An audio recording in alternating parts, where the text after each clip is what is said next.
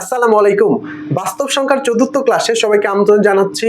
আজকের একটি ক্লাসের মাধ্যমে বাস্তব সংখ্যার নবম দশম শ্রেণীর অনুশীলনী পর্যায়ের যতগুলো অঙ্ক আছে আমরা একদম ধরে ধরে দেখানোর চেষ্টা করব। আমরা অলরেডি 3টি ক্লাস শেষ করেছি, যেখানে বেসিক অর্থাৎ বাস্তব সংখ্যার যতগুলো বেসিক ক্লাস ছিল সেগুলো করা হয়েছে। আপনারা যদি সেই বেসিক ক্লাসগুলো করতে পারেন তাহলে আমি আশা করি এই যে অনুশীলনী পর্যায়ে যে সমাধানগুলো আমরা দিব খুব সহজেই আপনারা বুঝতে পারবেন। বিশেষ করে যারা নবম দশম শ্রেণী আছেন তাদের সুবিধার্থে আমরা প্রত্যেকটা অনুশীলনীর অঙ্কগুলো আমরা ধরে ধরে করার চেষ্টা করব।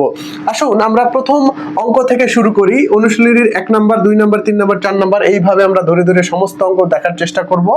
প্রথম অঙ্কটা এমসিকিউ আকারে দেওয়া আছে, নিচের কোনটি অমূলদ সংখ্যা। আমরা বেসিক ডিসকাশনে বলেছিলাম অমূলদ সংখ্যা হচ্ছে অমূলদ সংখ্যা চেনার কয়েকটা ট্রিক্স দিয়েছিলাম, সেখানে এগুলো অ্যাপ্লাই করব। তাহলে ক নম্বরে দেওয়া আছে 0.3 এর উপর পৌনঃপুনিক। তাহলে আমরা বলেছিলাম যে কোনো আবৃত সংখ্যা বা পৌনঃপুনিক সংখ্যা অলওয়েজ কি হবে, মূলদ সংখ্যা। তাহলে বলেছে নিচের কোনটি অমূলদ সংখ্যা। তাহলে 0.3 এর উপর পৌনঃপুনিক আছে, মানে এইটা হচ্ছে মূলদ সংখ্যা। তাহলে এটা অমূলদ সংখ্যা হবে না। তাহলে পৌনঃপুনিক যুক্ত সকল সংখ্যাই হচ্ছে মূলদ সংখ্যা। এবারে √14 √16 ডিভাইডেড বাই 9। এখন √16 ডিভাইডেড বাই 9 এটাকে যদি আমরা রুট প্রকাশ করি, আমরা আরেকটা কথা বলেছিলাম যে পূর্ণবর্গ সংখ্যা যেগুলোর রুটকে আমরা পূর্ণ সংখ্যায় প্রকাশ করব সেগুলো হচ্ছে মূলদ সংখ্যা। অর্থাৎ √16 এবং √9, √16 কে করলে আমরা পাবো 4, আর √9 কে করলে √3 পাবো, অর্থাৎ 4 ডিভাইডেড বাই 3। দ্যাট মিনস এটা হচ্ছে একটা p/q আকারে প্রকাশ করতে পারছি, মানে ভগ্নাংশ সংখ্যা, সাধারণ ভগ্নাংশ সংখ্যা। তাহলে মূলদ সংখ্যা হচ্ছে যে সংখ্যাগুলোকে আমরা p/q আকারে প্রকাশ করতে চাই। এটাও আমরা দেখেছি যে যেগুলোর পূর্ণবর্গ সংখ্যা হয় সেগুলো একটা মূলদ সংখ্যা। তাহলে এর √16/9 এটাও আমরা মূলদ সংখ্যা বলবো, কিন্তু চাইছে হচ্ছে অমূলদ সংখ্যা, তাহলে এটাও আমাদের হবে না। এটা বলা হচ্ছে ঘনমূল। তাহলে যেগুলোর ঘন আছে সেগুলো মূলদ সংখ্যা। তাহলে √8 এর ঘনমূল হচ্ছে কত, √8/27। √8 এর ঘনমূল হচ্ছে 2, অর্থাৎ 2 কিউবকে করলে আমরা 8 পাই, আর 7 এর ঘনমূল হচ্ছে 3। তাহলে 2/3 এটাও একটা p/q আকারে প্রকাশ করা যাচ্ছে, এটাও একটা মূলদ সংখ্যা। 4 নম্বরে বলা হচ্ছে 5 ডিভাইডেড বাই √13। 5টা ঠিক আছে, কিন্তু √3, তাহলে √3 সমান আমরা জানি 1.7170 এরকম ডট ডট আকারে, মানে √3 কে আমি যদি মানে প্রকাশ করতে চাই সেটা একটা অসীম সংখ্যা, অসীম দশমিক সংখ্যা পাওয়া যাবে। তাই এই 1.7170 এটা কিন্তু আসলে কি, এটা অসীম সংখ্যা। তাহলে অসীম সংখ্যা হলে আমরা বলেছি অসীম যত সংখ্যা আছে সবগুলোই অমূলদ সংখ্যা। তাহলে 5/√3 কে কখনোই p/q আকারে প্রকাশ করা যাবে না, এজন্য এইটাকে আমরা বলতে পারবো অমূলদ সংখ্যা। তাহলে এই সংখ্যার মাধ্যমে, অর্থাৎ এটার মাধ্যমে আমাদের এমসিকিউ এ কোনটা মূলদ সংখ্যা কোনটা অমূলদ সংখ্যা সহজেই দেখলাম। তাহলে পৌনঃপুনিক সংখ্যা যুক্ত সবগুলোই মূলদ সংখ্যা, যাদের রুট এবং ঘনমূল করা যায় সেগুলো মূলদ সংখ্যা, আর যাদের রুট বা ঘনমূল করা যায় না সেগুলো হচ্ছে অমূলদ সংখ্যা। তাহলে প্রথম যেটা বলা হয়েছে নিচের কোনটি অমূলদ সংখ্যা, তাহলে 5/√3 হচ্ছে একটি অমূলদ সংখ্যা। এবারে 2 নম্বর সমাধানটা আমরা দেখি যে ABCD 4টি ক্রমিক স্বাভাবিক সংখ্যা হলে কোনটি পূর্ণবর্গ সংখ্যা নয়। উদাহরণ 2 এ এই ধরনের একটা উদাহরণ আছে যে 4টা ক্রমিক সংখ্যার গুণফলের সাথে যদি 1 যোগ করি তাহলে সেটা পূর্ণবর্গ সংখ্যা হবে। এটা তো উদাহরণে, আমরা যদি বেসিক খাটাই তাহলে কিভাবে আমরা সমাধান করব। দেখেন 4টি ক্রমিক স্বাভাবিক সংখ্যা, এখানে স্বাভাবিক সংখ্যা উল্লেখ করা হয়েছে। স্বাভাবিক সংখ্যা মানে হচ্ছে 1 2 3 ... n, মানে অখণ্ড সংখ্যা হবে। তাহলে আমাদের মূল কাজ হবে এই 4টা ক্রমিক সংখ্যা আমরা ইচ্ছা মতো ধরবো, 1 2 3 4 ধরতে পারেন, 3 4 5 ধরতে পারেন, কিন্তু ক্রমিক আকারে ধরতে হবে। আমরা 1 2 3 4 এই 4টাকে আমরা স্বাভাবিক আকারে ধরলাম। এখন 1 2 3 4 এটা 4টা ক্রমিক সংখ্যা ধরলাম সিরিয়াল অনুযায়ী। এখন আমরা কি করব, এই প্রথম অপশনটা দেখব ABCD 4টা গুণ করলে কি হয়। তাহলে 2 3 দুগুণে 6 4 6 24, অর্থাৎ 24 যেটা একটা পূর্ণবর্গ সংখ্যা নয়। তাহলে এইটা আমার অ্যান্সার হবে না। AB প্লাস CD, তাহলে AB এর সাথে গুণ করলে 2, আর CD এর সাথে গুণ করলে 3 4 12, তাহলে 12 এর সাথে 2 যোগ করলে 14, যেটাও একটা ক্রমিক পূর্ণবর্গ সংখ্যা নয়। তার মানে এইটাও আমাদের অ্যান্সার হচ্ছে না। এবার ABCD 4টা গুণ করব, তাহলে 4টা গুণ করে আমরা 24 পেয়েছি। তাহলে 4টা 2 একে 2, 3 দুগুণে 6, 4 6 24। 24-এর সাথে 1 যোগ করলে পাই 25, আর 25-এর পূর্ণবর্গ সংখ্যা, 25 একটি পূর্ণবর্গ সংখ্যা যার বর্গমূল করলে আমরা 5 পাবো। তার মানে আমরা দেখলাম যে ABCD 4টা আমরা গুণ করার সাথে 1 যোগ করলে আমরা পূর্ণবর্গ সংখ্যা পাচ্ছি। তার মানে এখানে C নাম্বার অ্যান্সার। আমরা এটাও মিলাই যে 4টা গুণ করেছি, গুণ করার পরে কত পেয়েছি 24। 24-এর সাথে যদি 1 বিয়োগ করি, তাহলে 1 বিয়োগ করলে আমরা পাবো 23। তার মানে এটাও একটা পূর্ণবর্গ সংখ্যা নয়। তাহলে এইভাবে খুব সহজে আপনারা কি করবেন, অপশন টেস্ট করবেন। আর যখন যদি এরকম টাইপের আসে, মুখস্থ যারা আছে মুখস্থ করে মুখস্থ অ্যান্সার বসাবেন, আর যার মুখস্থ নাই তারা এইভাবে বেসিক ভাবে অঙ্কগুলো দেখবেন। এবারে 3 নম্বরের সমাধান আমরা দেখি যে 1 থেকে 10 পর্যন্ত মৌলিক সংখ্যা কত। এটা খুবই ইজি একটা অঙ্ক। 1 থেকে 10 পর্যন্ত, 1 কিন্তু মৌলিক সংখ্যা নয়, তাহলে 2 একটা মৌলিক সংখ্যা, 3 একটা মৌলিক সংখ্যা, 5 একটা মৌলিক সংখ্যা, 7 একটা মৌলিক সংখ্যা। তার মানে 1 থেকে 10 পর্যন্ত মৌলিক সংখ্যা পাওয়া যাবে 4টি। 1 থেকে 10 পর্যন্ত মৌলিক সংখ্যা হবে 4টি। এবারে আসি, কোনটি সকল পূর্ণ সংখ্যার সেট। আমরা প্রথম বেসিক ক্লাসে দেখেছিলাম পূর্ণ সংখ্যার সেট হচ্ছে -ইনফিনিটিভ থেকে প্লাস ইনফিনিটিভ পর্যন্ত পূর্ণ সংখ্যার সেট, মানে -ইনফিনিটিভ থেকে প্লাস ইনফিনিটিভ পর্যন্ত সকল অখণ্ড সংখ্যাই কিন্তু পূর্ণ সংখ্যার সেট। তার মানে ইনফিনিটিভ থেকে প্লাস ইনফিনিটিভ অখণ্ড সংখ্যা, এখানে কোনো ফ্র্যাকশন মান বা ভগ্নাংশ মান আসতে পারবে না, সেগুলোই কিন্তু কি পূর্ণ সংখ্যার সেট। এখন আমরা একটু অপশানে দেখি, এখানে অনেকেই বিভ্রান্ত হবে, এই প্রশ্নতে অনেকেই বিভ্রান্ত হইতে পারে। যেমন এইটাকেও তো আমরা বলতে পারি পূর্ণ সংখ্যার সেট, কিন্তু এখানে একটা কথা আছে, মাইনাস ডট ডট চলেছে -4 -2, মানে এখানে 2 করে গ্যাপ আছে। তাহলে -4 এর পরে কি -3 পূর্ণ সংখ্যা নয়? অবশ্যই পূর্ণ সংখ্যা। তার মানে এটা সিকোয়েন্সিয়াল ব্রেক করছে 0 2 4, তার মানে এর মাঝের সংখ্যাগুলো তারা বাদ দিছে, তার মানে এটা আমরা পূর্ণভাবে নিতে পারবো না। আবার -3 -1 0 1 3, মানে এখানেও একটা মাঝখানে 2 গ্যাপ আছে, তার মানে এটা সিকোয়েন্সিয়ালি ফলো করিনি, তার মানে এটাও হবে না। 0 1 2 3 জাস্ট এটাকে আমরা কি ধরেছি, স্বাভাবিক সংখ্যা ধরেছে বা ধনাত্মক যে মানগুলো ধরেছে সেইটা, তার মানে এইটাও হবে না। অর্থাৎ -ইনফিনিটিভ থেকে প্লাস ইনফিনিটিভ সিকোয়েন্সিয়ালি আমার ধরতে হবে, কোনোটাই বাদ যাবে না। এখানে দেখেন ডট ডট ডট মানে হচ্ছে ইনফিনিটিভ, -ইনফিনিটিভ পর্যন্ত যাবে, -2 -1 0 1 2 ডট ডট, মানে এইটা সিকোয়েন্সিয়ালি হয়েছে, এজন্য এইটা আমাদের অ্যাপ্রোপ্রিয়েট অ্যান্সার। 5 নম্বর প্রশ্ন, বাস্তব সংখ্যার ক্ষেত্রে 1 নাম্বার বলা হয়েছে বিজোড় সংখ্যার বর্গ একটি বিজোড় সংখ্যা, 2টি জোড় সংখ্যার গুণফল এর গুণিতক জোড় সংখ্যা, পূর্ণবর্গ নয় এমন সংখ্যার বর্গমূল মূলদ সংখ্যা, নিচের কোনটি সঠিক, এরকম আকারে। এখন আমরা কি বলবো যে বাস্তব সংখ্যার বিজোড় সংখ্যা। এখন বাস্তব সংখ্যা আমরা তো জানি যে -ইনফিনিটিভ থেকে প্লাস, অর্থাৎ যে সংখ্যা রেখার উপরে যে সংখ্যাগুলো অবস্থান করে সেগুলো হচ্ছে বাস্তব সংখ্যা। -ইনফিনিটিভ থেকে প্লাস ইনফিনিটিভের সকল মানগুলোই বাস্তব সংখ্যার মধ্যে পড়বে। এখন বিজোড় সংখ্যার বর্গ, তাহলে আমরা একটা বিজোড় সংখ্যা ধরবো, যে কোনো বিজোড় সংখ্যা ধরবো, 3 5 7 আমরা ধরে ফেলবো। 3 ধরলে কি হয়, 3 স্কোয়ার 9, 5 ধরলে 5 স্কোয়ার 25। তার মানে বিজোড় সংখ্যার বর্গ যেটাই করি না কেন, এটাও একটা বিজোড় সংখ্যা, এটাও একটা বিজোড় সংখ্যা, তার মানে বিজোড় সংখ্যার বর্গ একটা বিজোড় সংখ্যা, তাহলে এটা আমার সঠিক। 2টি জোড় সংখ্যার গুণফল এর গুণিতক জোড় সংখ্যা, তাহলে 2টা জোড় সংখ্যা আমরা ধরবো, ধরে নিলাম 2 অথবা 4, আরেকটা আমরা ধরতে পারি 4 অথবা 6, তাহলে 2টা জোড় সংখ্যা আমরা ধরলাম, এটা অথবা এইটা, যে কোনো জোড় সংখ্যা ধরবেন। গুণফল, তাহলে গুণ করলাম, 2 দুগুণে অর্থাৎ 4 দুগুণে 8, অথবা 4 6 24। এখন এই 8এর গুণিতকগুলো, তাহলে 8-এর গুণিতক কি হবে, 8 16 24, তাহলে এই সংখ্যাগুলো কি জোড় সংখ্যা না, তাহলে 8 16 24, তারপরে 32, এইভাবে আপনারা 40, অর্থাৎ 8-এর যে গুণিতক অথবা 24-এর গুণিতক 48, তারপরে 24 গুণ করলে যেটা হয় 72, অর্থাৎ 2টা জোড় সংখ্যার গুণফল, 2টা জোড় সংখ্যাকে গুণ করলাম, ফল যেটা পাবো তার গুণিতক, মানে সেটা তার গুণ আকারে করতে থাকবো। তার মানে 8 পেলে 8 দুগুণে 16, 3 8 24, 4 8 32, এই যে সংখ্যাগুলো পাবো সেগুলো কি জোড় সংখ্যা না? অবশ্যই জোড় সংখ্যা, তার মানে 2 নাম্বারটাও ঠিক আছে। 3 নম্বর বলা হয়েছে পূর্ণবর্গ নয় এমন সংখ্যার বর্গমূল মূলদ সংখ্যা, যেটা কখনোই সম্ভব নয়। এটা আমরা বারবার বলেছি যে পূর্ণবর্গ সংখ্যা নয় এমন বর্গমূল বলি, অথবা ঘনমূল হয় না যার এমন সংখ্যা কখনোই মূলদ সংখ্যা নয়, সেগুলো হচ্ছে অমূলদ সংখ্যা। তার মানে পূর্ণবর্গ নয় এমন সংখ্যার বর্গমূল সবসময় অমূলদ সংখ্যা পাওয়া যাবে, তার মানে 3টা সঠিক নয়। তাহলে এখানে 1 এবং 2 সঠিক অ্যান্সার। 6 নম্বর প্রশ্ন, 3টি ক্রমিক স্বাভাবিক সংখ্যার গুণফল সর্বদাই নিচের কোন সংখ্যা দ্বারা বিভাজ্য? তাহলে আমরা করব কি, 3টে স্বাভাবিক সংখ্যা ক্রমিক স্বাভাবিক সংখ্যা ধরে ফেলবো। তাহলে 2, 3, 4 এটা হচ্ছে 3টা ক্রমিক স্বাভাবিক সংখ্যা এর গুণফল। তাহলে 3 দুগুণে 6, 4 6 24। এই 24টা কোনটি দ্বারা বিভাজ্য? 5 দ্বারা 24 বিভাজ্য না, 5 দ্বারা 24কে ভাগ করা যায় না। 6 দ্বারা 24কে বিভাজ্য, তার মানে এটা অ্যান্সার। 7 দ্বারা 24কে ভাগ করা যায় না, আবার 11 দ্বারা 24কে ভাগ করা যায় না। তার মানে 3টি ক্রমিক স্বাভাবিক সংখ্যার গুণফল সর্বদাই 6 দ্বারা বিভাজ্য হবে।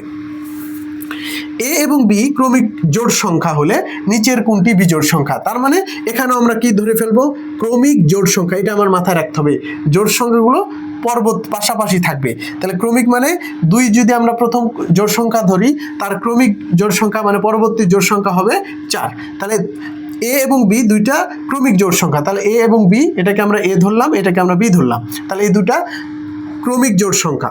নিচের কোনটি বিজোড় সংখ্যা? তাহলে আমরা এ স্কোয়ার যদি করি, তাহলে জোড় সংখ্যার যদি স্কোয়ার করি অবশ্যই জোড় সংখ্যা পাওয়া যাবে। তাহলে 2 এর উপর স্কোয়ার করলে আমরা 4 পাবো, আবার 4 এর উপর স্কোয়ার করলে আমরা কি পাবো, 16 পাবো। তার মানে দুটো কখনোই কি হবে, বিজোড় সংখ্যা হবে না। অর্থাৎ জোড় সংখ্যার স্কোয়ার বা বর্গ সবসময় কি হবে, জোড় সংখ্যা হবে। তার মানে এই দুটো হওয়ার কোনো চান্স নাই। আবার জোড় সংখ্যার স্কোয়ারের সাথে 2 যোগ করলে, তাহলে 2 এর সাথে 2 স্কোয়ার করলে 4, 4 এর সাথে 2 যোগ করলে অবশ্যই 6, এটা একটা জোড় সংখ্যা। আবার 4 এর স্কোয়ার করলে 16, 16 এর সাথে আবার 2 যোগ করলে 18 হয়। তার মানে জোড়ের সাথে জোড় সংখ্যা যোগ করলে জোড়ই হবে, তার মানে 2 যোগ করলে আমরা জোড় পাবো। তার মানে এটা হওয়ার কোনো চান্স নেই। তার মানে এর সাথে স্কোয়ার যোগ করেছে, তার মানে 2 দুগুণে 4, এর সাথে যখন 1 যোগ করব তাহলে অবশ্যই 5 পাচ্ছি, যা 5 একটি কি বিজোড় সংখ্যা। তাহলে অবশ্যই সি নাম্বার এখানকার সমাধান। 8 নম্বর প্রশ্ন, এ এবং বি দুইটি পূর্ণ সংখ্যা হলে এ স্কোয়ার প্লাস বি স্কোয়ারের সাথে নিচের কোনটি যোগ করলে যোগফল একটি পূর্ণবর্গ সংখ্যা? এটা একদম খুবই সহজ সমাধান। আমরা এ স্কোয়ার প্লাস বি স্কোয়ার এর সাথে আমরা জানি যে প্লাস 2ab যদি যোগ করি তাহলে আমরা এ প্লাস বি হোল স্কোয়ার, এটা ডিরেক্ট আমার এ প্লাস বি হোল স্কোয়ার সূত্র আছে। অর্থাৎ এ স্কোয়ার প্লাস বি স্কোয়ারের সাথে 2ab যদি আমরা যোগ করি তাহলে কি পাবো, এ প্লাস বি হোল স্কোয়ার, অর্থাৎ পূর্ণবর্গ সংখ্যা। এবি যোগ করলে কখনোই পূর্ণবর্গ সংখ্যা পাবো না, আবার প্লাস এবি যোগ করলেও পূর্ণবর্গ সংখ্যা পাবো না, আবার এখানে এবি যোগ করলেও পূর্ণবর্গ সংখ্যা পাবো না। তাহলে 2ab করলে আমরা কি পাবো, পূর্ণবর্গ সংখ্যা পাবো। অর্থাৎ এ এবং বি দুইটা পূর্ণ সংখ্যা হলে এ স্কোয়ার প্লাস বি স্কোয়ারের সাথে যদি 2ab যোগ করি তাহলে আমরা পূর্ণবর্গ সংখ্যা পাবো। এবারে এসএসসি পরীক্ষার্থীর জন্য সবচেয়ে ইম্পর্টেন্ট প্রশ্নটা হচ্ছে, অর্থাৎ বাস্তব সংখ্যার সবচেয়ে গুরুত্বপূর্ণ প্রশ্ন হচ্ছে 9 নাম্বারটি, যে প্রমাণ করো যে প্রতিটি অমূলদ সংখ্যা, অর্থাৎ √2 হইতে পারে, √5 হইতে পারে, √3 হইতে পারে, √7 হইতে পারে, অথবা √10 হইতে হবে, যেগুলোর পূর্ণবর্গ সংখ্যা আমরা বর্গমূল পাবো না সেগুলোকে প্রমাণ করতে হবে যে এগুলো একটা অমূলদ সংখ্যা। একটা যদি আমরা শিখি, একটা ভালো করে শিখলে আমরা যে কোনো অঙ্ক আমরা পারবো। তার প্রথম কাজ কি, স্টেপগুলো আমরা একটু শিখে নিই। তাহলে আমরা স্টেপগুলো একটু শিখে নেই যে আমরা কি করব। অর্থাৎ প্রমাণ করো যে প্রতিটা অমূলদ সংখ্যা, আমরা √5 কে আমরা ধরবো বা √7, √10 যেটাই ধরি না কেন, প্রথমে আমরা একটা ধরে নিব যে √5 একটি মূলদ সংখ্যা। আমরা প্রথমে যাই হোক না কেন আমরা সেই সংখ্যাটাকে মূলদ সংখ্যা ধরে আগাবো।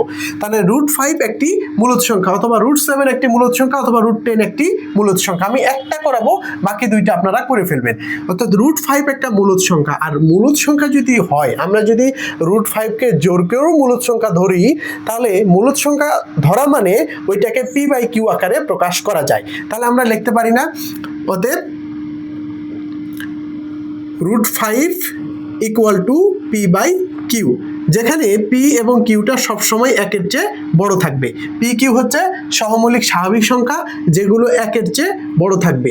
তার প্রথম কাজ হচ্ছে √5 কে আমরা মূলদ সংখ্যা ধরলাম, আর মূলদ সংখ্যা ধরা মানে সেটাকে p/q আকারে প্রকাশ করতে পারবো, সহজ কথা। এখন ইমপ্লাইজ দ্যাট আমরা কি করব, এটাকে বর্গ করব। তাহলে বর্গ করলে এখানে পাবো 5 আর এখানে পাবো p² কিউ স্কোয়ার। তাহলে 5 P square by Q square. এখন এখান থেকে কিউ একটা এইখানে ট্রান্সফার করব, তার মানে এইটা এইখানে কিউ একটা এই পাশে আমরা নিয়ে আসব, তার মানে 5 Q equal to P square by Q লিখতে পারবো, পি স্কোয়ার বাই কিউ লিখতে পারবো। এটুকু আবার আমি বলি যে প্রথমে আমরা √5 একটা মূলদ সংখ্যা ধরবো, যেহেতু মূলদ সংখ্যা ধরলাম সেটাকে পি বাই কিউ আকারে প্রকাশ করতে পারবো, যেখানে পি কিউ হচ্ছে একের চেয়ে বড় হবে। আমরা এবার কি করব, এটার বর্গ করব, তাহলে বর্গ করলে আমরা এখানে 5 পাবো আর এটা P square by Q square পাবো। এখান থেকে কিউ একটা 5 এর এখানে আমরা ট্রান্সফার করব, তাহলে 5 Q equal to P square by Q. এখানে এখন লিখবো, এখানে স্পষ্ট তো 5 কিউ হচ্ছে পূর্ণ সংখ্যা, 5 কিউ হচ্ছে পূর্ণ সংখ্যা, 5 কিউ হচ্ছে পূর্ণ সংখ্যা। তাহলে 5 কিউ একটা হচ্ছে পূর্ণ সংখ্যা, কিন্তু এটা কি পূর্ণ সংখ্যা বলা যায়? পি স্কোয়ার বাই কিউ, যেহেতু এটা একটা ভগ্নাংশ সংখ্যা তাহলে এটাকে আমরা পূর্ণ সংখ্যা বলতে পারি না, তার মানে পি স্কোয়ার বাই কিউ পূর্ণ সংখ্যা নয়, পূর্ণ সংখ্যা নয়। তার মানে আমরা কি বুঝলাম, যে এখানে যেহেতু মাঝখানে ইকুয়াল আছে, ইকুয়াল অর্থ এইটার মান যা পাওয়া যাবে এইটার মানও তাই পাওয়া যাবে, কিন্তু আমরা বললাম যে 5 কিউ হচ্ছে পূর্ণ সংখ্যা কিন্তু পি স্কোয়ার বাই কিউ হচ্ছে পূর্ণ সংখ্যা নাই, তাহলে কি আমরা এই দুটাকে ইকুয়াল বলতে পারবো? না, কখনোই বলতে পারবো না, যেহেতু এটা পূর্ণ সংখ্যা কিন্তু এটা পূর্ণ সংখ্যা নয়, তার মানে এই দুটা কখনো সমান নয়। অর্থাৎ 5 কিউ এবং পি স্কোয়ার বাই কিউ কখনোই সমান হতে পারে না, কখনোই সমান হতে পারে না। অর্থাৎ 5 Q does not equal to P square by Q.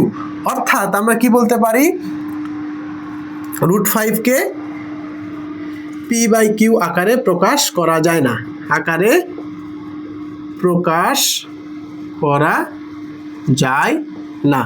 যেহেতু √5 কে পি বাই কিউ আকারে প্রকাশ করতে পারি না, তাই আমরা বলতে পারবো √5 একটি অমূলদ সংখ্যা, অমূলদ সংখ্যা।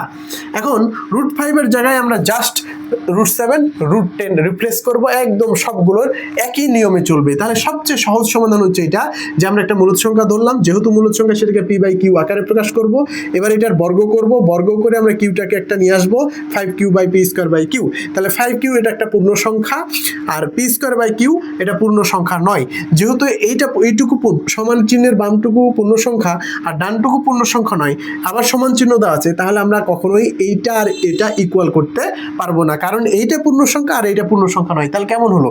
তার মানে অবশ্যই এই দুটা মান কখনোই সমান হতে পারে না, মানে 5 Q does not equal to P square by Q. অর্থাৎ √5 কে আমরা পি বাই কিউ আকারে প্রকাশ করতে পারবো না, আর যাদেরকে পি বাই কিউ আকারে প্রকাশ করতে পারবো না তাদেরকে আমরা মূলদ সংখ্যাও বলতে পারবো না, এজন্য √5 কে আমরা বলবো অমূলদ সংখ্যা। এবারে 10 নম্বর সলিউশন আমরা দেখি।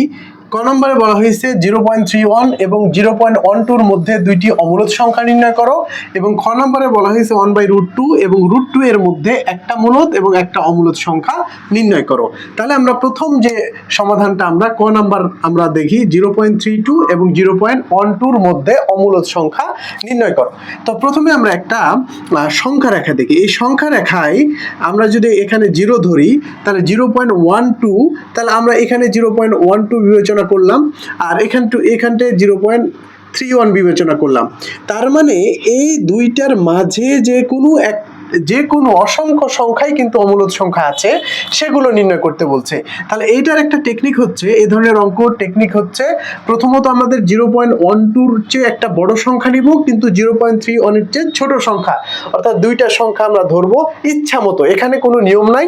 অর্থাৎ 0.12 এর চেয়ে বড় এবং 0.31 এর চেয়ে ছোট যে কোনো সংখ্যাই আমরা অমূলদ সংখ্যা নির্ণয় করি। তাহলে আমরা ধরে নিই, তাহলে ধরি a ইকুয়াল টু, অর্থাৎ প্রথম সংখ্যা a ইকুয়াল টু 0.1253201 এরকম ডট ডট, মানে আমরা ইচ্ছা মতো একটা সংখ্যা ধরলাম, কেউ 13 14 15 ইচ্ছা মতো ধরতে পারেন। তার অর্থ হচ্ছে 0.12 এর চেয়ে বড় হলেই হবে, আবার 0.31 এর চেয়ে ছোট হলেই হবে। তাহলে এইটা একটা সংখ্যা ধরলাম, আর b একটা সংখ্যা ধরবো, আমরা যে কোনো একটা সংখ্যা ধরি 0.145 201 ডট ডট ডট ডট, অর্থাৎ আমার মনের মতো করে যে কোনো দুইটা সংখ্যা আমরা ধরলাম। তাহলে আমরা প্রথমত দুটো সংখ্যা ধরে ফেলবো, যেহেতু দুটো অমূলদ সংখ্যা নির্ণয় করতে বলেছে আমরা অমূলদ সংখ্যা নির্ণয় করব, কারণ দশমিকের পরে যদি সংখ্যা সমান না থাকে তাহলে সেটা হবে অমূলদ সংখ্যা। এখন লিখবো যে এখানে স্পষ্টত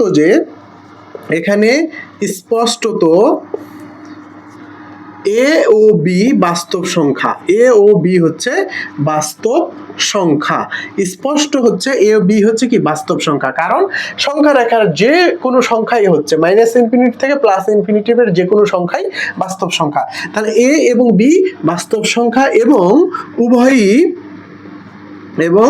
উভয়ই দুটোই কি 0.12 অপেক্ষা বড়, 0.12 অপেক্ষা বড় এবং 0.31 অপেক্ষা ছোট। তাহলে এই কথাটাকে আমরা প্রথমত লিখব অপেক্ষা ছোট। তাহলে প্রথম কাজ হচ্ছে 0.12 চেয়ে বড় আর 0.31 এর চেয়ে ছোট যে কোনো সংখ্যা, আমরা ইচ্ছামতো সংখ্যা, এই কোনো মুখস্থ মান না, এই ধরনের কোনো মুখস্থ মান না, আমরা দুইটা যে কোনো সংখ্যা ধরে ফেলবো যেগুলোর অর্থাৎ দশমিকের পরে সংখ্যাগুলো অসীম পর্যন্ত থাকবে, কারণ দুটোই হচ্ছে অমূলদ সংখ্যা নির্ণয় করতে বলেছে।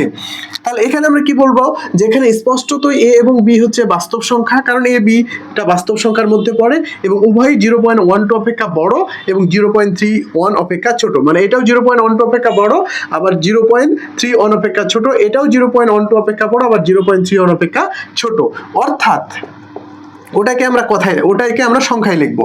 অর্থাৎ কি লিখবো যে এর মানটা কি 0.12 অপেক্ষা বড়, এর মান হচ্ছে 0.12 অপেক্ষা বড় আবার 0.31 অপেক্ষা ছোট, আবার এবং 0.12 অপেক্ষা বি এর মানটা বড় আবার 0.31 অপেক্ষা ছোট। অর্থাৎ যেহেতু এ এবং বিটা আমরা সাধারণতকেই এগুলো অসীম সংখ্যা, দশমিকের পরে সংখ্যা যদি সসীম না হয়, অসীম পর্যন্ত চলতে থাকে, তাহলে সেই সংখ্যাকে আমরা পি বাই কিউ আকারে প্রকাশ করতে পারবো না। অর্থাৎ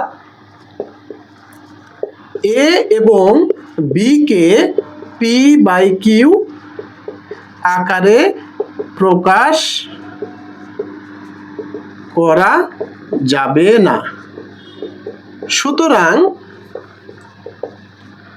এ এবং বি নির্ণেয় দুটি অমূলদ সংখ্যা। তাহলে এইটুকু আমরা এর মান দুটা যদি আমরা লিখে দেই তাহলে অমূলদ সংখ্যা নির্ণয় করব।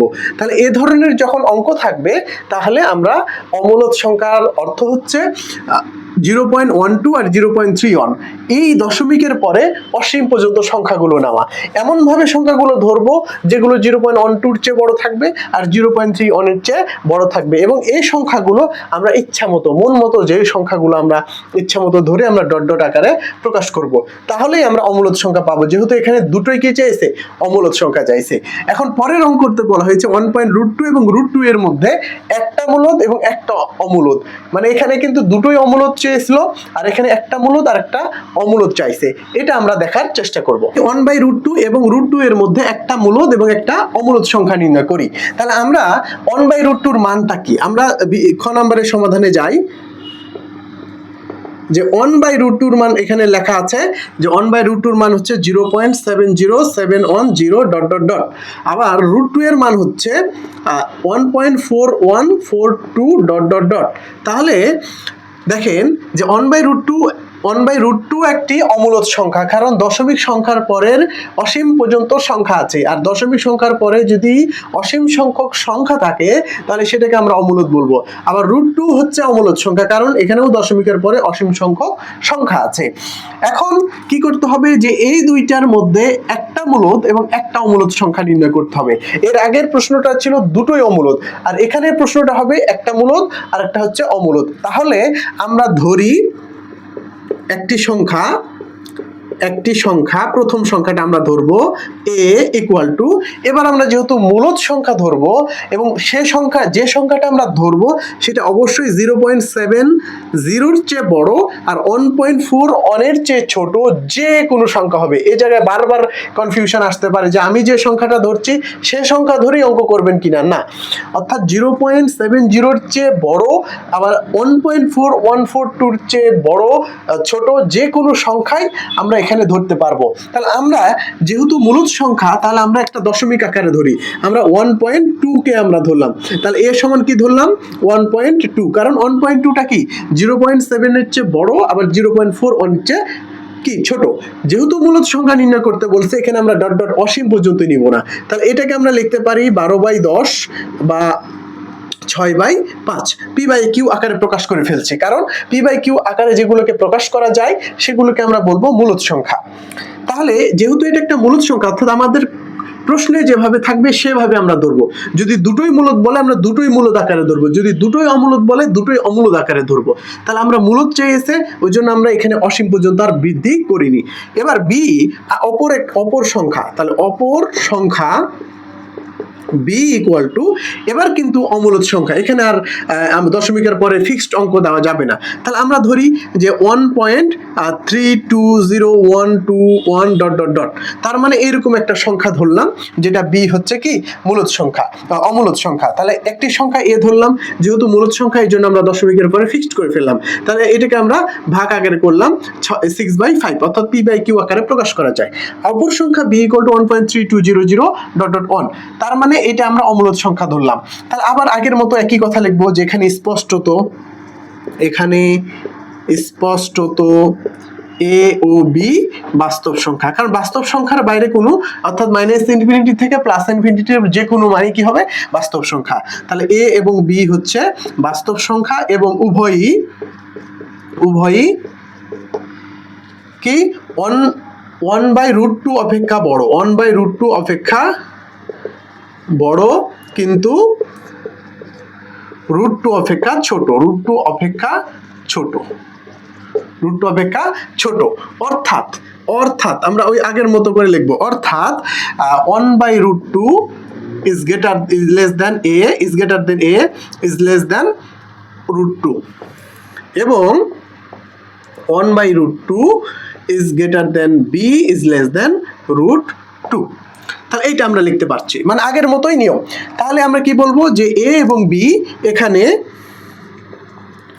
এখানে এবার দুটোকে আমরা লিখতে পারবো না, কারণ দুটোকে আমরা বলতে পারবো না যে p/q দ্বারা প্রকাশ করা যায় না। তাহলে এখানে a কে p/q আকারে প্রকাশ করা যায়, p/q আকারে প্রকাশ করা যায়। তাহলে p/q আকারে প্রকাশ করা যায়, তাই a একটি মূলদ। আবার b কে p/q আকারে প্রকাশ করা যায়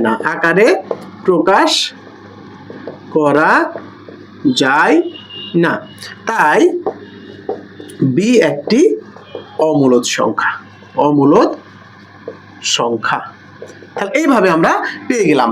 তাহলে a হচ্ছে একটা মূলদ আর b হচ্ছে একটা অমূলদ। এটাই বলেছে যে 1/√2 এবং √2 মধ্যে অর্থ এর মধ্যে যে কোনো সংখ্যা হতে পারে, একটা মূলদ একটা অমূলদ সংখ্যা নির্ণয় করি। তাহলে এই ধরনের যখন দুটো সংখ্যা দিবে তার মধ্যবর্তী একটা মূলদ আরেকটা অমূলদ সংখ্যা বা দুটোই মূলদ সংখ্যা অথবা দুটোই অমূলদ সংখ্যা বের করতে বলবে, তাহলে আমরা কি করব, এমন সংখ্যা যে কোনো সংখ্যা ধরবো যেগুলো মানে ওই রেঞ্জের মধ্যে পড়ে, অর্থাৎ একটা সংখ্যার চেয়ে বড় অপর সংখ্যার চেয়ে ছোট যে কোনো সংখ্যা। যদি অমূলদ সংখ্যা নির্ণয় করতে বলে আমরা ইচ্ছামতো ডট ডট আকারে পয়েন্টের পরে আমরা কি অসীম পর্যন্ত দশমিক সংখ্যা দিব, যদি মূলদ সংখ্যা বলে তাহলে আমরা সেটাকে ফিক্সড করে দিব, দিয়ে এই বাকি যে কথাবার্তাগুলো ওই একই ধরনের কথা একটা ভালোভাবে করতে পারলে এই ধরনের অঙ্ক যে কোনো অঙ্ক হলে আপনারা পারবেন। নাম্বার প্রশ্ন দেখব যে 11 নম্বরের কয়ে বলা হয়েছে যে প্রমাণ করো যে কোনো বিজোড় পূর্ণ সংখ্যার বর্গ একটা বিজোড় সংখ্যা। আরেকটা বলা হয়েছে খ নম্বরে প্রমাণ করো যে দুইটি ক্রমিক জোড় সংখ্যার গুণফল 8 দ্বারা বিভাজ্য।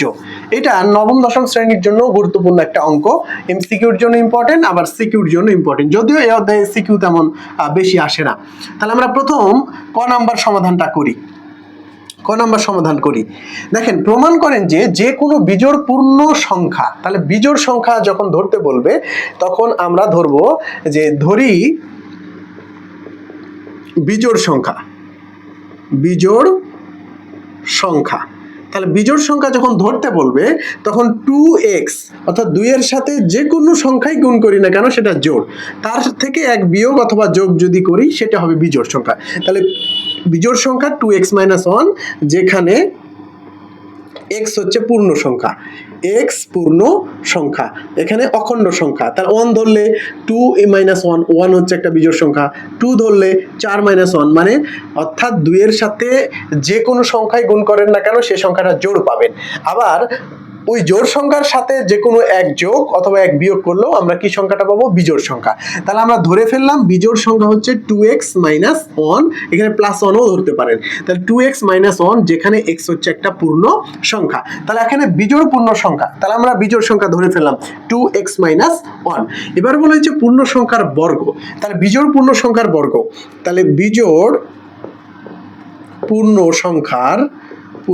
সংখ্যার বর্গ। তাহলে বর্গ করি, 2x - 1 এর আমরা বর্গ করলাম। তাহলে এটা ফর্মুলা ফেললে আমরা পাবো কি? 4x² মাইনাস, অর্থাৎ আমরা একটু ভেঙে করি, তাহলে 2x এর উপর square, a square minus 2 × 2x × 1 plus 1 এর উপর স্কোয়ার, অর্থাৎ 4x² মাইনাস 4x প্লাস 1। তাহলে এখান থেকে আমরা কি 4x কমন নিতে পারবো? 4x যদি কমন নেই, এখানে থাকলো x আর এখানে থাকলো কি 1 আর এখানে থাকলো প্লাস 1। এখন আমরা এটাকে যদি ভাঙি তাহলে 2 × 2x × x মাইনাস 1 প্লাস 1, অর্থাৎ আমি এটাকে 2 দ্বারা ভাগ করলাম, কারণ আমি একটু আগে বলেছি যে 2 এর সাথে যে কোনো পূর্ণ সংখ্যা আমরা যদি গুণ করি তাহলে অবশ্যই সে সংখ্যাটা জোড় হবে। তাহলে এই 2 আমরা আগে ভাগ করলাম, অর্থাৎ 2x × x - 1 এটা একটা অংশ, এর মান যাই পাওয়া যাক না কেন, যদি অখণ্ড সংখ্যা হয়, x এর মান যদি পূর্ণ সংখ্যা হয় তাহলে এই মানটাও কিন্তু পূর্ণ সংখ্যা পাওয়া যাবে। আর পূর্ণ সংখ্যার সাথে যে কোনো পূর্ণ সংখ্যার সাথে 2 গুণ করলে অবশ্যই সেই সংখ্যাটা কি পাওয়া যাবে? জোড় পাওয়া যাবে। তাহলে এখানে আমরা লিখব x একটি পূর্ণ সংখ্যা, তাহলে পূর্ণ সংখ্যা হয়, x একটি পূর্ণ সংখ্যা হওয়ায় তাহলে 2 × 2x × x plus 1, x minus 1 একটি কি জোড় সংখ্যা, জোড় সংখ্যা।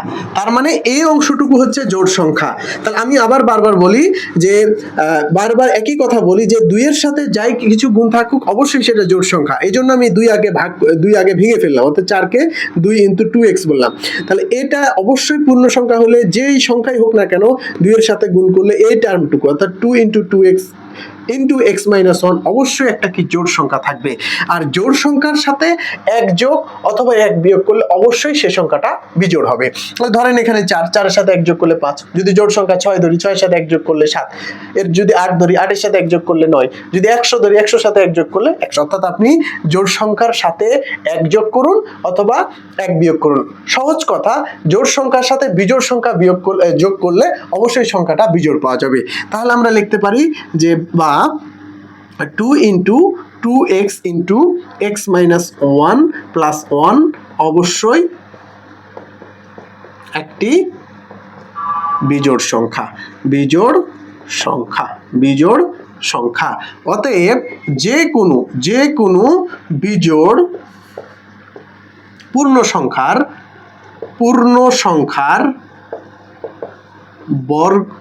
বর্গ একটি বিজোড় সংখ্যা, বিজোড় সংখ্যা প্রমাণিত।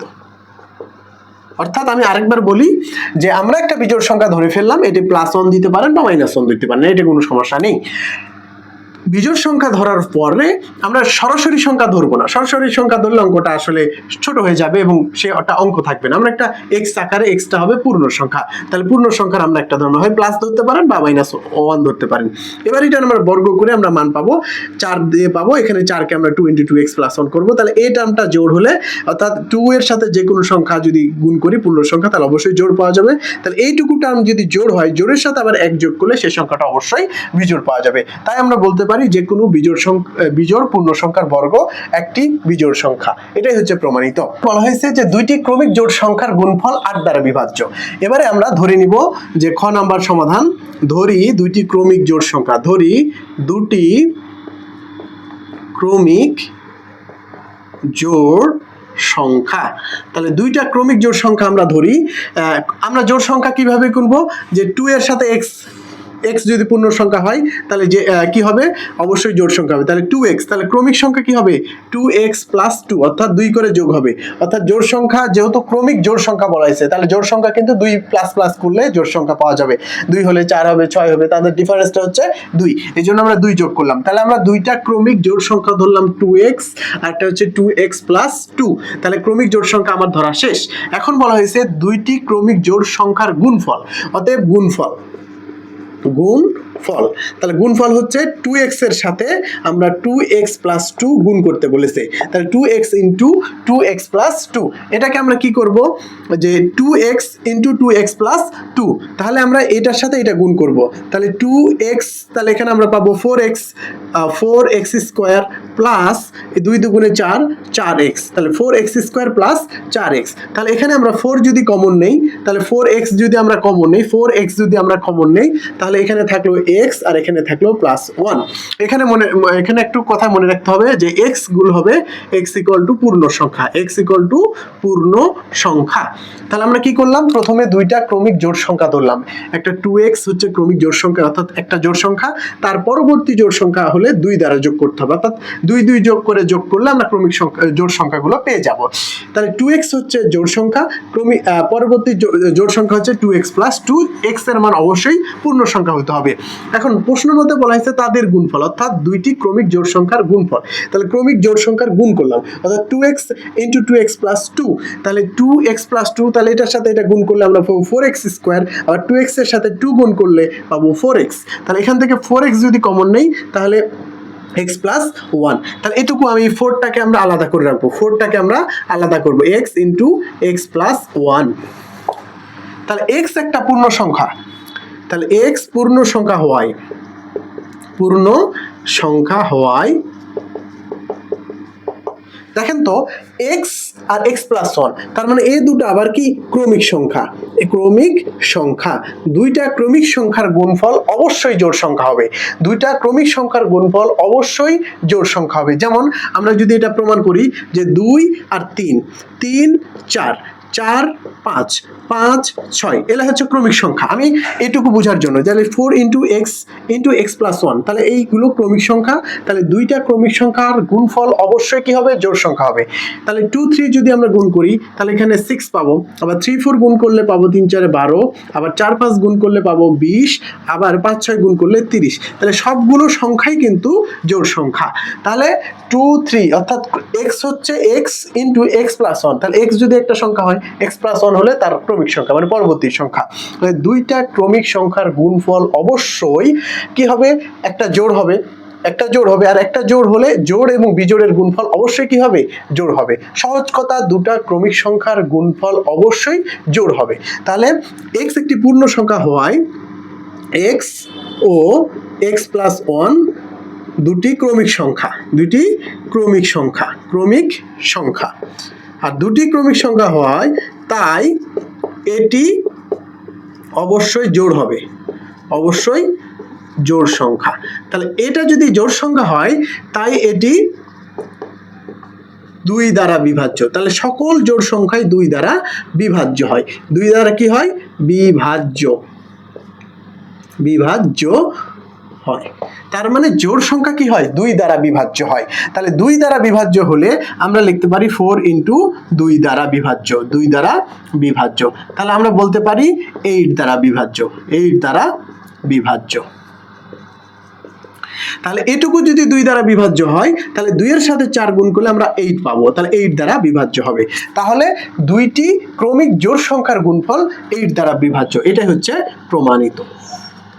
তাহলে আমি আবার বলি, এই জায়গায় এসে অনেকে বুঝতে পারেন না, x x আমরা 1 ধরতে পারি, তাহলে 1 হলে এটা 2 হবে, এটা যদি 2 হয় এটা 3 হবে, এটা 3 হলে এটা 4 হবে, অর্থাৎ x ইনটু x প্লাস 1 এই দুটো কিন্তু ক্রমিক সংখ্যার গুণফল।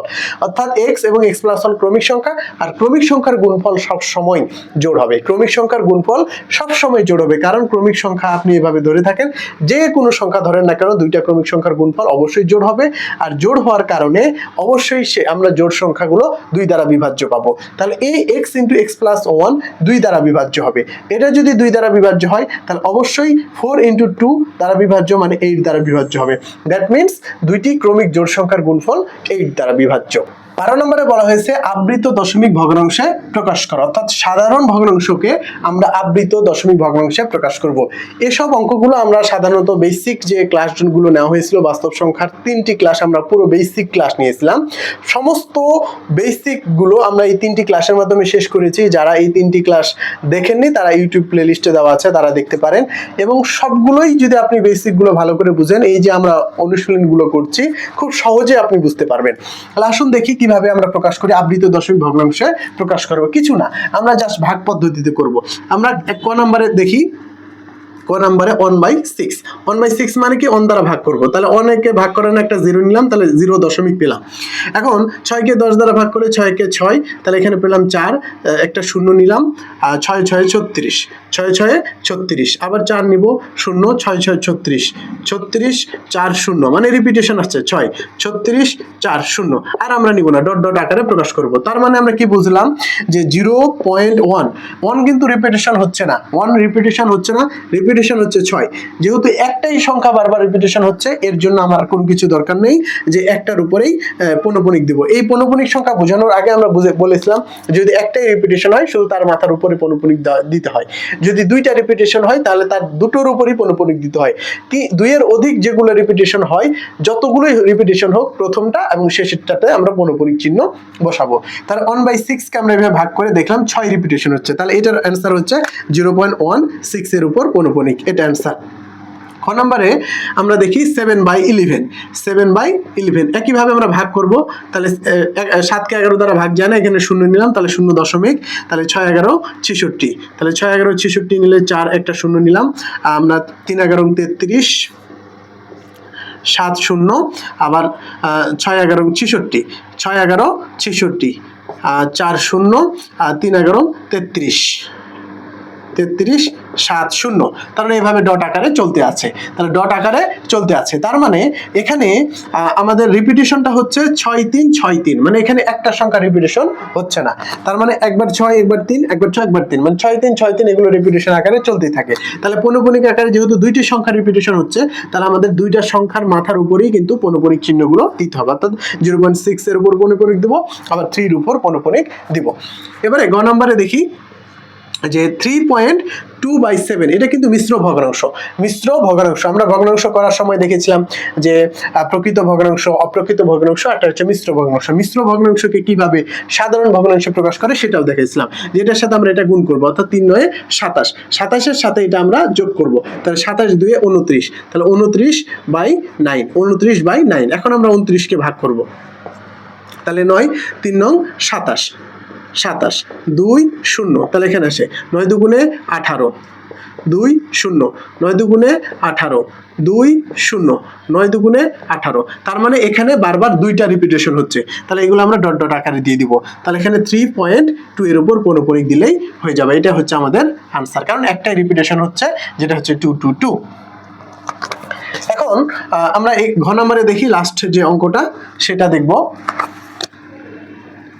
গ নম্বরে এটাও একটা মিশ্র ভগ্নাংশ, 3 × 8/15, তাহলে আমরা গুণ করব এটার সাথে, 3 15 45, 45-এর সাথে এইটুকু আমরা যোগ করব, তাহলে 45 আর 8 যোগ করলে হয় 53, তাহলে 53/15, তাহলে 53 কে আমরা ভাগ করব, 53 কে ভাগ করলে 3 বারে যায়, 3 15 45, 45 এখানে পাবো 8, 8 এর উপর 0, 8 এর উপর 0, তাহলে পয়েন্ট আমরা নিলাম 5 15 75, 75 5 0, আবার পাবো 3 15 45, 45 5 0, 3 15 45, 45 5 0, তার মানে এখানে 3টা রিপিটেশন হচ্ছে, তার মানে 5 কিন্তু এখানে রিপিটেশন হচ্ছে না, রিপিটেশন হচ্ছে 3, তাহলে আমরা এখানে লিখবো 3.5 রিপিটেশন হচ্ছে না, 3 রিপিটেশন হচ্ছে, তাহলে 53, অর্থাৎ 3.53, 3 এর উপর আমরা পৌনঃপুনিক দিলে এটা হবে আমাদের অ্যান্সার। 13 নম্বর প্রশ্ন, সাধারণ দশমিক ভগ্নাংশে প্রকাশ করো। একটু আগে আমরা দেখলাম সাধারণ ভগ্নাংশকে আমরা আবৃত ভগ্নাংশে প্রকাশ করেছি, এবার আবৃত ভগ্নাংশকে সাধারণ ভগ্নাংশে কিভাবে প্রকাশ করব, এর একটা আমরা বেসিক ক্লাস 2 নম্বরে দেখিয়েছিলাম যে আবৃত দশমিককে কিভাবে সাধারণ ভগ্নাংশে প্রকাশ করে তার সূত্র আমরা প্র্যাকটিস করি, তাহলে দেখবো যে কিভাবে আমরা প্রকাশ করতে পারি। তাহলে ক নম্বরে দেখি, ক নম্বর খুব সহজ, 0.2 এর উপর পৌনঃপুনিক। তাহলে প্রথম কাজ আমি বলেছিলাম যে লবের উপরে হবে, অর্থাৎ দশমিক সহ এই পৌনঃপুনিক বাদে, দশমিক এবং পৌনঃপুনিক বাদে যা আছে সব সংখ্যা লিখবো, তার মানে 2 সংখ্যা, অর্থাৎ 0 তো বামে বসানোর দরকার নেই, মাইনাস দশমিক সহ অর্থাৎ পৌনঃপুনিক বাদে যে সংখ্যা আছে, অর্থাৎ পৌনঃপুনিক বাদে যে সংখ্যা সেটা, তাহলে এখানে পৌনঃপুনিক বাদের সংখ্যা আছে 0। এবার দশমিকের পরে, নিচে সবসময় দশমিকের পরে কাউন্ট হবে, দশমিক পরে যতটা পূর্ণ সংখ্যা এই পৌনঃপুনিক সংখ্যা থাকবে তার জন্য ততটা নয়, আর যতটা অনাবৃত সংখ্যা থাকবে পৌনঃপুনিক ছাড়া সংখ্যা থাকবে দশমিকের পরে ততটা 0 দিব। তাহলে দশমিকের পরে একটাই সংখ্যা আছে, তার উপর পৌনঃপুনিক আছে, তার আমরা 9 লিখতে পারবো, সেটাকে আমরা 2/9 আকারে প্রকাশ করব। এখানে খ নম্বরে আমরা দেখি, খ নম্বরে দেখি 0.35 এর উপর পৌনঃপুনিক। তাহলে এখানে 0 আছে, 0টা আমরা নিব না, পৌনঃপুনিক ছাড়া সংখ্যা 35, আর দশমিক ছাড়া তো পৌনঃপুনিক ছাড়া সংখ্যা হচ্ছে 0, অর্থাৎ পৌনঃপুনিক সহ সংখ্যা হচ্ছে 35, অর্থাৎ যা আছে পৌনঃপুনিককে উঠাই দিয়ে যে সংখ্যা পাবো সেটা হচ্ছে 35। এবার পৌনঃপুনিক ছাড়া যে সংখ্যা আছে 0, আর দশমিকের পরে পৌনঃপুনিক সংখ্যা আছে 2টা, এর জন্য আমরা 9 লিখলাম, তাহলে 35/9, 9। ক নাম্বার 0.13 এর উপর পৌনঃপুনিক, এবার কি লিখবো 13 লিখলাম, অর্থাৎ এরকম অনেকে লিখতে পারে 013, এখানে 0-এর কোনো ভ্যালু নেই, এই জন্য আমরা লিখলাম না। এবার পৌনঃপুনিক ছাড়া সংখ্যা আছে 0.1, তাহলে পৌনঃপুনিক সংখ্যা আছে 0, অনেকে ভাববেন যে পয়েন্ট, এখানে উপরে লবে কোনো পয়েন্টের কোনো বিষয় আসবে না, তাহলে 0.1, অর্থাৎ এখানে পয়েন্ট আসবে না, 0.1 মানে 1, এটা আমরা 0 আর দরকার নেই। এবার দশমিকের পরে একটা আছে কি আবৃত সংখ্যা, তাহলে আবৃত একটা সংখ্যা থাকার জন্য একটা 9 দিলাম, আর অনাবৃত সংখ্যা আছে, পৌনঃপুনিক ছাড়া সংখ্যা আছে একটার জন্য 0 নেব, অর্থাৎ যতটা পৌনঃপুনিক থাকবে তার জন্য ততটা 9, যতটা পৌনঃপুনিক ছাড়া সংখ্যা থাকবে দশমিকের পরে, এখানে নিচে সবসময় দশমিকের পরে কাউন্ট হবে, এটার আর জন্য আবার কাউন্ট হবে না, তাহলে ততটা 0 বসালাম, তাহলে 13/90। ক নম্বরে দেখি 3.78 এর উপর পৌনঃপুনিক, 8 এর উপর পৌনঃপুনিক, তাহলে আমরা পুরো সংখ্যাটা নিব 378 মাইনাস, এবার পৌনঃপুনিক ছাড়া সংখ্যা নেব, পৌনঃপুনিক ছাড়া সংখ্যা হবে 37, তাহলে পৌনঃপুনিক ছাড়া সংখ্যা হচ্ছে কত 37, এবার ডিভাইডেড বাই দশমিকের পরে পৌনঃপুনিক সংখ্যা আছে একটা, আর পৌনঃপুনিক ছাড়া সংখ্যা আছে একটা, তাহলে পৌনঃপুনিক সহ সংখ্যার জন্য আমরা 9 নিলাম, আর পৌনঃপুনিক ছাড়ার জন্য আমরা 0 নিলাম, তাহলে এখানে 7 থেকে 1 দিলে 1, আর 3 থেকে হলো 4, 341/90, এটাকে আমরা রেখে দিতে পারি, বা কোনো ভাগ করলে ভাগ হয়ে যাবে। এবারে এখানে দেখি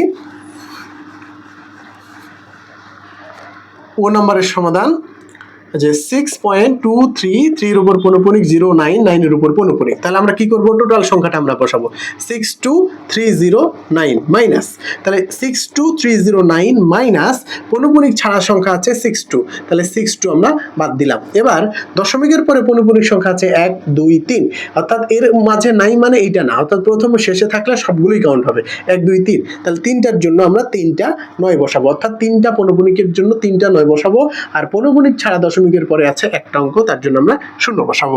এখন এটুকু ক্যালকুলেশন করি, 2 থেকে 9 থেকে 2 বাদ দিলে 7, 6 থেকে বলে 4, এখানে 1 আসলো, তাহলে এখানে আছে 2, আর এখানে 6/2/9990। এখন এটুকুই আমরা রেখে দিব। তাহলে এভাবেই কিন্তু আবৃত দশমিককে আমরা সাধারণ ভগ্নাংশে প্রকাশ করি। তাহলে লবের উপরে সবসময় কি করব, যে পৌনঃপুনিক অর্থাৎ দশমিকটাকে আমরা উঠাই ফেলবো, মনে মনে উঠাই ফেলবো, দিয়ে দেখবো প্রথমে পুরো সংখ্যাটাই বসাই দিব, অর্থাৎ পৌনঃপুনিক সহ আর পৌনঃপুনিক ছাড়া সব সংখ্যাটা আমরা বসাবো, মাইনাস করব পৌনঃপুনিক ছাড়া অঙ্ক, অর্থাৎ পৌনঃপুনিক ছাড়া যে অঙ্ক আছে ওটাকে মাইনাস করবো, আর নিচে সবসময় হবে দশমিকের পরে পৌনঃপুনিক সংখ্যা যতটা থাকবে তার জন্য ততটা 9, আর পৌনঃপুনিক ছাড়া যে সংখ্যাটা থাকবে সেটা মানে যতটা থাকবে তার জন্য আমরা তয়টা শূন্য বসাবো। 2টা হলে 2টা 9, আর 2টা পৌনঃপুনিক ছাড়া হলে 2টা শূন্য।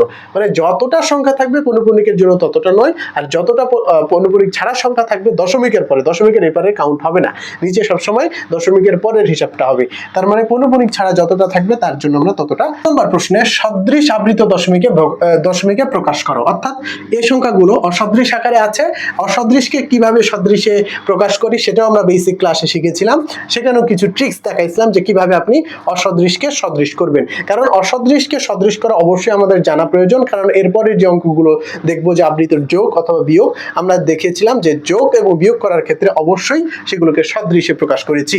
এবার আমরা দেখি যে কিভাবে অসদৃশকে সদৃশ করি। তাহলে প্রথম কাজ হচ্ছে ক নাম্বারে আমাদের প্রথম কাজ হচ্ছে অনাবৃত সংখ্যাটা বের করা, অনাবৃত সংখ্যাটা বের করা আর আবৃত সংখ্যাটা বের করা। তাহলে আবৃত সংখ্যাটা বের করা, তাহলে আমরা হিসাব নিকাশ বুঝতে পারবো।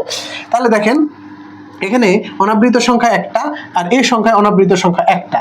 এখন অনাবৃত সংখ্যা নির্ণয় করার নিয়ম হচ্ছে যে সেখানে সর্বোচ্চ যতটা অনাবৃত সংখ্যা থাকবে সেটাই হবে অনাবৃত সংখ্যা, কারণ এখানে দুটোতেই অনাবৃত সংখ্যা একটা করে আছে। তার মানে এখানে অনাবৃত সংখ্যা অলওয়েজ কি হবে?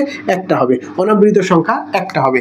আবৃত সংখ্যা হবে প্রত্যেকটার আবৃত সংখ্যার বের করব, তার লসাগু করলে যেটা পাবো সেটা হচ্ছে আবৃত সংখ্যা। এখানে একটা আর এখানে 2টা, তাহলে 1 এবং 2 এর লসাগু হচ্ছে 2। 1 এবং 2 এর লসাগু হচ্ছে 2, তাহলে এখানে আবৃত সংখ্যা হচ্ছে 2টা। তার প্রথম কাজ হচ্ছে অনাবৃত সংখ্যাটা বের করা, তারপর হচ্ছে আবৃত সংখ্যাটা বের করা। তাহলে এখানে অনাবৃত সংখ্যা সর্বোচ্চ একটা আছে, এজন্য একটা, আর এখানে অনাবৃত সংখ্যা একটা এবং আবৃত সংখ্যা হচ্ছে 2টা। তাহলে 1 এবং 2 এর লসাগু হচ্ছে 2, তাহলে টোটাল সংখ্যা হবে দশমিকের পরে 3টা। টোটাল সংখ্যা হবে দশমিকের পরে 3টা। তাহলে আমরা এখন এটাকে এক্সপ্যান্ড করব 2.23। তাহলে 3টা সংখ্যা আছে, তাহলে যেহেতু 3 এর উপর পৌনঃপুনিক আছে তার মানে 3 কে আমরা এক্সপ্যান্ড করতে পারবো, 3 কে এক্সপ্যান্ড করতে হবে। 2.333। এখন বলা হয়েছে একটা অনাবৃত সংখ্যা, 2টা হচ্ছে আবৃত সংখ্যা। তাহলে একটা অনাবৃত সংখ্যা, 2টা হচ্ছে আবৃত সংখ্যা, তাহলে 2.33। এবার পরবর্তী সংখ্যা হচ্ছে 5.235। এখন 235 তো দেওয়াই আছে, এখানে 3টা সংখ্যাই আছে দশমিকের সংখ্যার পরে। এখানে অনাবৃত সংখ্যা একটা আর আবৃত সংখ্যা হচ্ছে 2টা, তাহলে আবৃত সংখ্যা 2টা হলে 3 এবং 5, তাহলে এটাই হচ্ছে আমাদের আনসার। এটা হচ্ছে খ নম্বরে আমরা দেখি ক্ষয়ে বলা হচ্ছে 7.266 এর উপর পৌনঃপুনিক, 4.237 এর উপর পৌনঃপুনিক। তাহলে অনাবৃত সংখ্যা কয়টা? তাহলে অনাবৃত সংখ্যা এখানে আছে একটা, এখানে হচ্ছে 2টা। তাহলে সর্বোচ্চ অনাবৃত সংখ্যা কয়টা? 2টা। তাহলে 2টা হচ্ছে সর্বোচ্চ অনাবৃত সংখ্যা, অর্থাৎ অনাবৃত সংখ্যা সর্বোচ্চ যেটা থাকবে সেটাই হবে অনাবৃত সংখ্যা। আর আবৃত সংখ্যা কয়টা? আবৃত সংখ্যা কয়টা? এখানে একটা আর এখানে হচ্ছে একটা, তার মানে 1 1 এর লসাগু হচ্ছে 1, তার আবৃত সংখ্যা হবে একটা। তাহলে টোটাল সংখ্যা হবে 3টা, এখন এটাকে আমরা এক্সপ্যান্ড করি 7.26।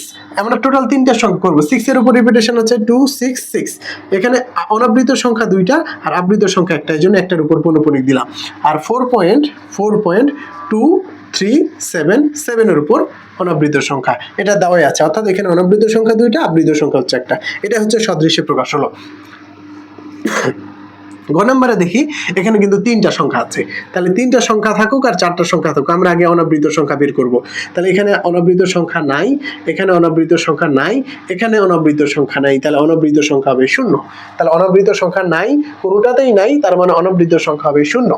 এবার আবৃত সংখ্যা, তাহলে আবৃত সংখ্যা এখানে আছে একটা, এখানে আছে 2টা, এখানে আছে 3টা। তাহলে এটার যদি আমরা লসাগু করি, তাহলে লসাগু করলে লসাগু হয় না, তার মানে এটা গুণ করলে 6, অর্থাৎ লসাগু হবে 6টা। তাহলে টোটাল সংখ্যা হবে 6টা, তার মানে টোটাল সংখ্যা হবে 6টা দশমিকের পরে, যেখানে অনাবৃত সংখ্যা হবে 0 আর আবৃত সংখ্যা হবে 6টা। মানে এটাকে এক্সপ্যান্ড করি, তাহলে 5.7 এর উপর রিপিটেশন আছে, তাহলে 7 আমরা 6টা লিখবো, 7 7 7 7 7 7। সেখানে অনাবৃত সংখ্যা নাই, সবগুলোই হচ্ছে আবৃত সংখ্যা, তাহলে প্রথমে দিব আর এটা শেষে দিব।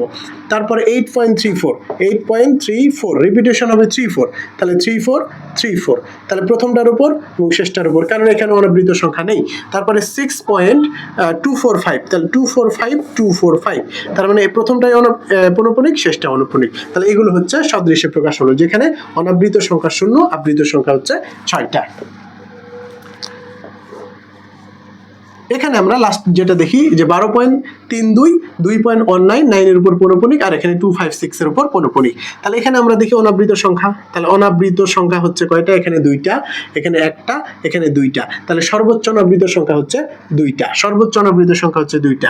এবার আবৃত সংখ্যা দেখি, তাহলে আবৃত সংখ্যা এখানে নাই, অবৃত সংখ্যা এখানে নাই, এখানে আছে একটা, এখানে আছে দুইটা, তাহলে 1 এবং 2 এর লসাগু হচ্ছে দুইটা, 1 এবং 2 এর লসাগু হচ্ছে 2, তাহলে টোটাল সংখ্যা থাকবে 4টা, টোটাল সংখ্যা থাকবে 4টা, তাহলে 12.32, অর্থাৎ টোটাল অনাবৃত সংখ্যা হবে 2টা, আবৃত সংখ্যা 2টা, টোটাল সংখ্যা হবে 4টা। তাহলে এখন 12.32, তাহলে এটাকে কি এক্সপ্যান্ড করতে পারবো, কারণ এর উপর কোনো পৌনঃপুনিক নেই, তবে এক্সপ্যান্ড করতে হবে কারণ 4টা সংখ্যা আনতে হবে। তাহলে কি করব, 0 0 দিয়ে এক্সপ্যান্ড করব, যেখানে অনাবৃত সংখ্যা 2টা, আবৃত সংখ্যা হচ্ছে 2টা, তাহলে আবৃত সংখ্যা 2টা, শেষের উপর 2টা পৌনঃপুনিক চিহ্ন দিলাম। এবার 2.19, তাহলে 9 গুলো রিপিটেশন আছে, আমরা 3টা 9 বসালাম, দিয়ে লাস্টের যে দুটার উপর পৌনঃপুনিক দিলাম। এবার 4.3256, তাহলে 56 এর উপর দেওয়া আছে। তাহলে এইভাবে আমরা সাধারণত কি করি, সদৃশ আবৃতকে দশমিকে প্রকাশ করি, অর্থাৎ সদৃশ অসদৃশ যেগুলো আছে সেগুলোকে আমরা সদৃশে প্রকাশ করি। এর জন্য সহজ নিয়ম হচ্ছে প্রথমে আমরা অনাবৃত সংখ্যাটা বের করব, তারপরে আমরা আবৃত সংখ্যাটা বের করব। অনাবৃত সংখ্যা হবে যতগুলো সংখ্যা থাকবে তার মধ্যে সর্বোচ্চ অনাবৃত সংখ্যা জয়টা, সেটাই হবে অনাবৃত সংখ্যা। আর সবগুলোর লসাগু করলে, আবৃত সংখ্যাগুলোর লসাগু করলে যে সংখ্যাটা পাবো সেটাই হচ্ছে আবৃত সংখ্যা। টোটাল যে সংখ্যাটা যোগ করে পাবো সেটাই হবে দশমিকের পরের সংখ্যা, তার মধ্যে অনাবৃত সংখ্যা যেটা বের করেছি ততটা, আর আবৃতের উপরে আমরা কি পৌনঃপুনিক চিহ্ন দিব। তাহলে এইভাবে যদি ক্যালকুলেশন করেন, অর্থাৎ এইভাবে যদি বের করেন, তাহলে আমরা কি করব, অসদৃশকে সদৃশে রূপান্তর করতে পারবো, এবং প্রত্যেকটা এগুলো এখন যোগ অথবা বিয়োগের জন্য উপযুক্ত হয়েছে। পরবর্তী যে অংশগুলো আছে যোগ বিয়োগ, অবশ্যই এই সিস্টেমটা কাজে লাগবে, অবশ্যই ভালোভাবে এগুলো শিখে রাখবেন। 15 নম্বর যোগ করো। এখানে 3টি যোগ আছে, আমরা বেসিক যে ক্লাসগুলোতে আছে কিভাবে আবৃত সংখ্যার যোগ বিয়োগ করি সেটা আমরা দেখাইছিলাম। এখন আমরা দেখব এই 3টার কিভাবে আমরা যোগ করি। তাহলে যোগ করার ক্ষেত্রে প্রথম যে শর্তটা হচ্ছে আমরা অসদৃশকে সদৃশ করব। সহজ কথা, প্রথম কাজ হচ্ছে অসদৃশকে সদৃশ করব। তাহলে ক নম্বরের ক্ষেত্রে আমরা যোগ করি 0.45, এখানে একটা আবৃত সংখ্যা, একটা অনাবৃত, এখানে একটা আবৃত, এখানে দুইটা একটা অনাবৃত আর দুইটা আবৃত, অর্থাৎ এটা অসদৃশ আছে, সেটাকে আমরা সদৃশ করব। সদৃশ করতে হলে অনাবৃত সংখ্যাটা আমার বের করতে হবে। অনাবৃত সংখ্যা হবে এখানে একটা আছে, এখানে একটা, সর্বোচ্চ যতটা অনাবৃত সংখ্যা সেটাই হবে অনাবৃত সংখ্যা, তাহলে 1। আর আবৃত সংখ্যা 1 এবং 2, তাহলে 1 এবং 2 এর লসাগু হচ্ছে 2, তাহলে আবৃত সংখ্যা হচ্ছে 2। তাহলে টোটাল সংখ্যা হবে 3টা, অর্থাৎ দশমিকের পরে টোটাল সংখ্যা হবে 3টা। তাহলে আমরা 0.45 যেহেতু রিপিটেশন হচ্ছে, আমি এই 5 কে এক্সপ্যান্ড করলাম, তাহলে 3টা হয়ে গেল, আর 2টা হচ্ছে আবৃত। তাহলে আমরা প্রথম আর শেষে 5-এর প্রথমে আর শেষে আমরা কি দিলাম, পৌনঃপুনিক চিহ্ন দিলাম। এখন এইটাকে আমরা করব 0.134, তাহলে এটা ঠিক আছে, 3 এবং 4 এর উপর পৌনঃপুনিক হবে। এখন যোগ করব। যোগ করার ক্ষেত্রে আমরা একটা জিনিস দেখাইছিলাম যে এক্সট্রা আমরা 2টা করে ডিজিট নিব, এটা এক না, এক্সট্রা আমরা 2টা ডিজিট নিব, সেটাকে সেপারেশন করব। তাহলে এখানে 5 যেহেতু হচ্ছে, তাহলে আমরা একটা ডাবল 5 নিলাম, এক্সট্রা 2টা ডিজিট নিলাম, আর এখানে 3 4, তাহলে এখানে আমরা 3 আর 4 পাবো। এখন অ্যাজ ইউজুয়াল যেভাবে যোগ করি সেটা যোগ করব, 5 4 9 আর 5 3 8, এটা আমরা আলাদা করলাম। এটা কিন্তু 1 না, আমি আবারও বলছি, এটা কিন্তু স্ল্যাশ, অর্থাৎ আমরা এই যে এই অঙ্কগুলোকে এক্সট্রা যে 2 ডিজিট নিলাম সেগুলো থেকে সেপারেশন করলাম। তাহলে 5 4 9, 5 3 8, 5.0, অর্থাৎ 0.589, কিন্তু অনাবৃত সংখ্যা হবে একটা, আবৃত সংখ্যা হবে 2টা, তাহলে আবৃত 2টা হবে, এখানে 2 দিলাম, আর এক্সট্রা যে ডিজিটটা পাবো এটা আমাদের যোগ বিয়োগের অ্যান্সারে কোনো ইফেক্ট ফেলবে না। অর্থাৎ এখানে আমরা 8 এর উপর আর 9 এর উপর যদি আবৃত সংখ্যা দেই তাহলে আমাদের এই অ্যান্সারটা হবে, অর্থাৎ 0.589, 8 এর উপর পৌনঃপুনিক এবং 9 এর উপর পৌনঃপুনিক, এটাই হচ্ছে অ্যান্সার। এবারে গয়ে 3টা সংখ্যা আছে, এটার আমরা যোগ করব। এখানে আমরা প্রথম কাজ হচ্ছে অনাবৃত সংখ্যা বের করব। তাহলে অনাবৃত সংখ্যা হবে এখানে 2টা, অর্থাৎ সর্বোচ্চ অনাবৃত সংখ্যা আছে 2টা, আর আবৃত সংখ্যা প্রথমটাতে 1, পরেরটাতে 2 আর পরেরটাতে 3, তাহলে এদের লসাগু হবে 6, অর্থাৎ টোটাল সংখ্যা হবে 8টা, দশমিকের পরে টোটাল সংখ্যা হবে 8টা। এটাকে আমরা যদি এক্সপ্যান্ড করি 0.006, তাহলে আমরা 6টাকে এক্সপ্যান্ড করব, 6টা 6 নিব, তাহলে 8 হলো, আর দুইটার পরে পৌনঃপুনিক হবে 0.92, এটাকে আমরা এক্সপ্যান্ড করলে 92 92 92, তাহলে 9 এর উপর একটা পৌনঃপুনিক আর 2 এর উপর পৌনঃপুনিক, আর 0.13413, তাহলে এটার উপর পৌনঃপুনিক আর এইটার উপর পৌনঃপুনিক। এখন এক্সট্রা করে দুটা ডিজিট নিব, তাহলে এখানে 6 দুটা নিব, এখানে হচ্ছে 92, তাহলে 92, আর এখানে হবে 134 তাহলে শুরু হবে 4 এর পরে আবার হবে 1। তাহলে এটার আমরা এখন সাধারণভাবে যোগ করব। তাহলে 6 2 8, 8 1 9, 6 9 15, 15 4 9, হাতে থাকে 1, 4 4 2 6, 6 6 12, 12 2, হাতে থাকে 1 2, 9 2 11, 11 6 17 7, হাতে থাকে 1, 5 5 2 7, 7 6 13 3, হাতে থাকে 1, 4 4 9 13, 13 6 19, 19 এর 9, হাতে থাকে 1, 2 2 2 4, 4 6 0, হাতে থাকে 1, 5 5 আর 9 হচ্ছে 14, 14 6 20, 5 5 9 হচ্ছে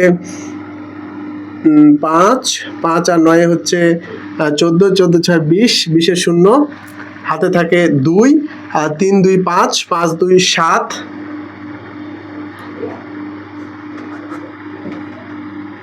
7 আর 9 10 এর 0, হাতে থাকে 1 1। তাহলে আমাদের आंसर হবে 1.0700937 তাহলে এখানে অনাবৃত হচ্ছে 2টা, আবৃত হচ্ছে 6টা, তাহলে আবৃত এখানে 0তে আর এখানে লাস্টে, এটাই হচ্ছে আমাদের आंसर। এবারে 16 নাম্বার আমরা বিয়োগ করব, একই নিয়মে আমরা যোগ যেমন করে যেভাবে করেছি বিয়োগও সেভাবে করব। ক নম্বরে দেখি, এটা এখানেও কিন্তু অসদৃশ থাকবে, সদৃশ করে নিব। তাহলে অনাবৃত সংখ্যা কয়টা, এখানে আমরা এভাবে অনাবৃত সংখ্যা আগে বের করে ফেলবো। অনাবৃত সংখ্যা একটা, আর আবৃত সংখ্যা হচ্ছে একটা। তাহলে অনাবৃত একটা, আবৃত একটা, দশমিকের পরে সংখ্যা হবে 2টা। তাহলে এটাকে এক্সপ্যান্ড করি 3.44 আর 2.13, তাহলে লাস্টেরটার উপর পৌনঃপুনিক হবে। এক্সট্রা আমরা দুটো ডিজিট নেব, 4 4, আর এখানে হচ্ছে 3 3। এখন ম্যানুয়ালি আমরা বিয়োগ করব।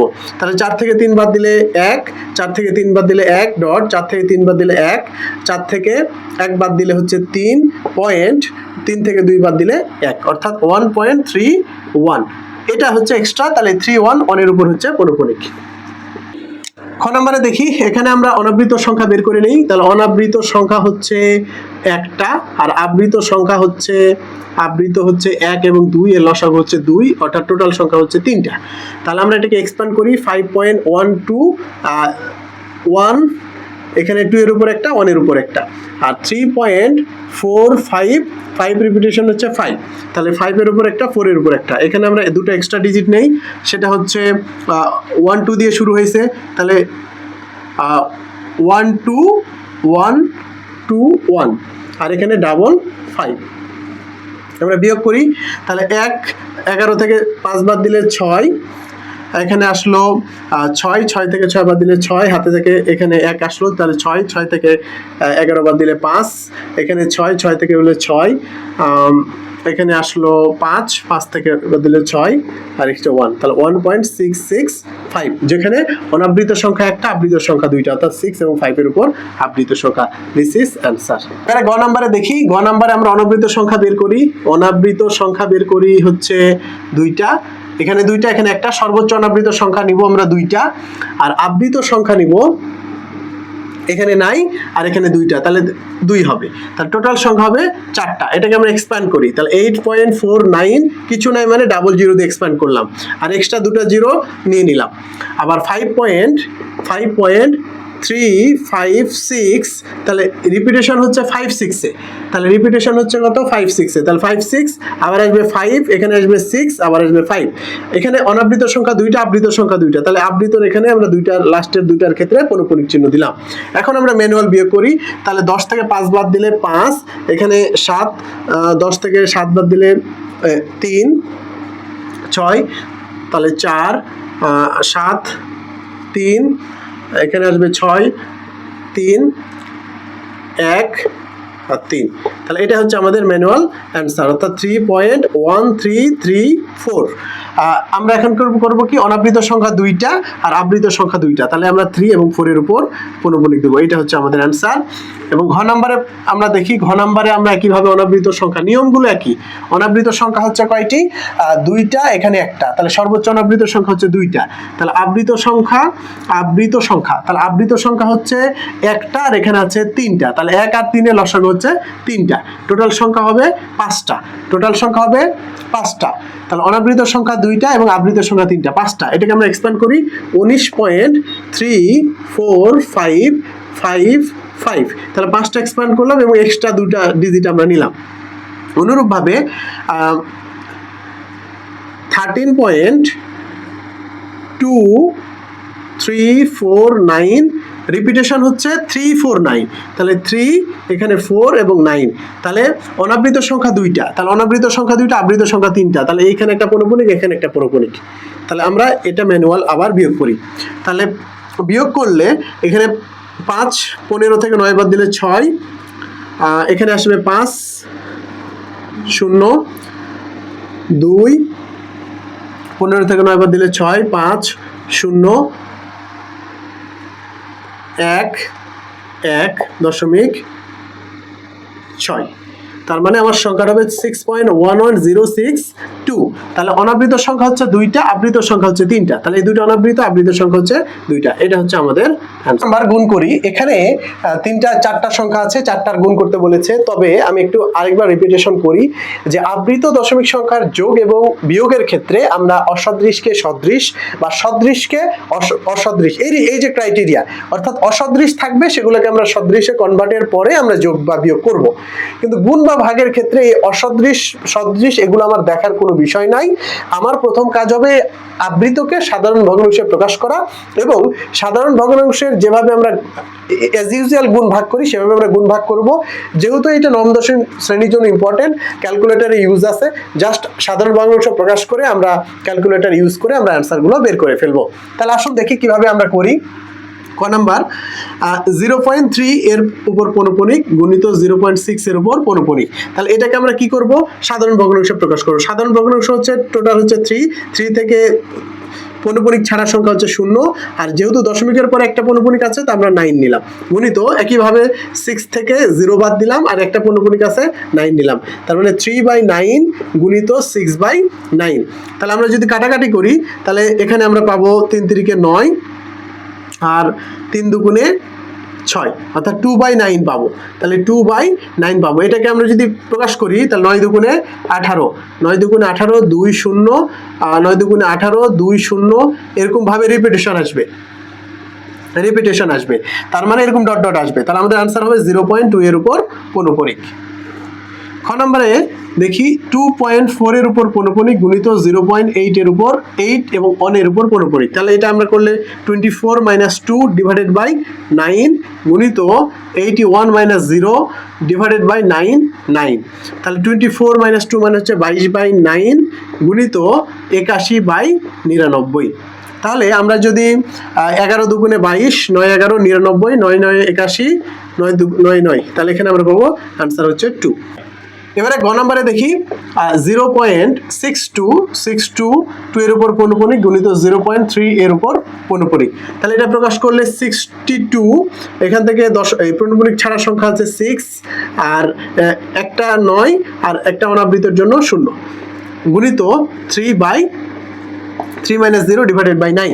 তাহলে 62 থেকে হলে 56/90 গুণিত 3/9, অর্থাৎ 3 3 9, তাহলে আমরা পাবো 56 ডিভাইডেড বাই 3 9 27। আমরা এটাকে ক্যালকুলেশন করলে যেটা आंसर পাবো সেটা আমরা আপনার ক্যালকুলেটরে মানটা বসাই দিবেন, যে মানটা পাবেন সেটাই হচ্ছে आंसर।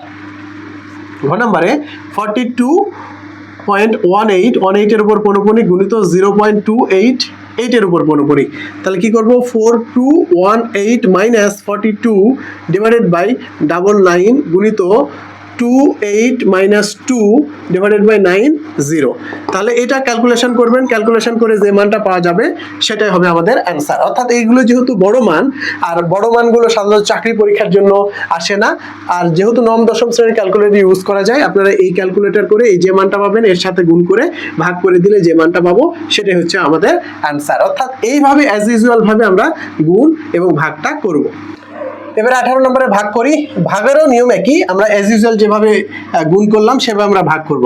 ক নম্বরে 0.3 এর উপর পৌনঃপুনিক ভাগ 0.6 এর উপর পৌনঃপুনিক। তাহলে এটাকে আমরা করব 3/9 পাবো, ভাগ এখানে এটাকে করলে 6/9 পাবো। তাহলে 3/9 ভাগকে আমরা গুণ করলে উল্টে যাবে 9/6।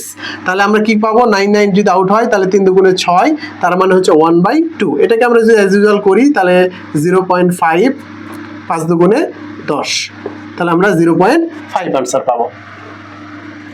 খ নম্বরে 0.355 এর উপর পৌনঃপুনিক ভাগ 1.77 এর উপর পৌনঃপুনিক। তাহলে এটাকে আমরা কি পাবো, 35 থেকে পৌনঃপুনিক ছাড়া সংখ্যা হচ্ছে 3, আর পৌনঃপুনিকে একটার জন্য 9 আর একটা অনাবৃত সংখ্যার জন্য 0, ভাগ 17 থেকে আমরা 1 বাদ দিব আর একটা পৌনঃপুনিকের জন্য 9 পাবো। তাহলে 35 থেকে 2 বাদ দিলে 32/90 ভাগ 16 ডিভাইডেড বাই 9।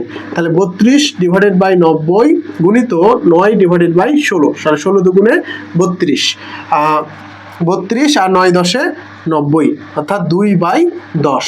এটাকেও যদি আমরা করি 0.10 দুগুণে 20, অর্থাৎ আমরা 0.2, এটা আমরা অ্যান্সার পাবো। নাম্বারে দেখি 2.377 এর উপর পৌনঃপুনিক ভাগ 0.455 এর উপর পৌনঃপুনিক। তাহলে এটাকে পাবো 237 মাইনাস 23 ডিভাইডেড বাই একটার উপর পৌনঃপুনিক 9 আর একটার অনাবৃত সংখ্যার জন্য 0, ভাগ 4/5 থেকে আমরা 4 মাইনাস করব, আর একটা 9 একটা হচ্ছে 0। তাহলে এটাকে আমরা ক্যালকুলেশন করব, 3 থেকে আমরা 4 আর 1 2, 214 ডিভাইডেড বাই 90 গুণিত 90 ডিভাইডেড বাই 41।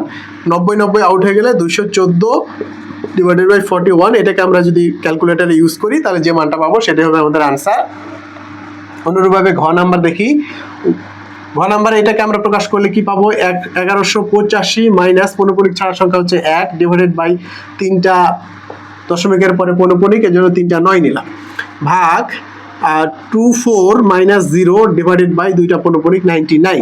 এখন 1184 ডিভাইডেড বাই 999 গুণিত 99 ডিভাইডেড বাই 24। তাহলে ক্যালকুলেটারে কি করব, এখানে আমরা যদি 11 দ্বারা করি তাহলে 9 11 99 আর এখানে 111 পাবো। অর্থাৎ সহজ কথা, এটার সাথে এটা গুণ করব, ডিভাইডেড বাই এটা করলে যে মানটা পাবো সেটাই হবে আমাদের অ্যান্সার। অর্থাৎ গুণ এবং ভাগের ক্ষেত্রে আমরা যখন আবৃত সংখ্যার গুণ এবং ভাগ করব, এভাবে আমরা আবৃতকে সাধারণ ভগ্নাংশে প্রকাশ করার পরে অ্যাজ ইউজুয়াল যেভাবে আমরা গুণ বা ভাগ করি সেভাবে আমরা মানগুলো বসাবো, এবং বড় মান হলে আমরা ক্যালকুলেটরে বসাই দিয়ে ডিরেক্ট অ্যান্সারটা বের করব।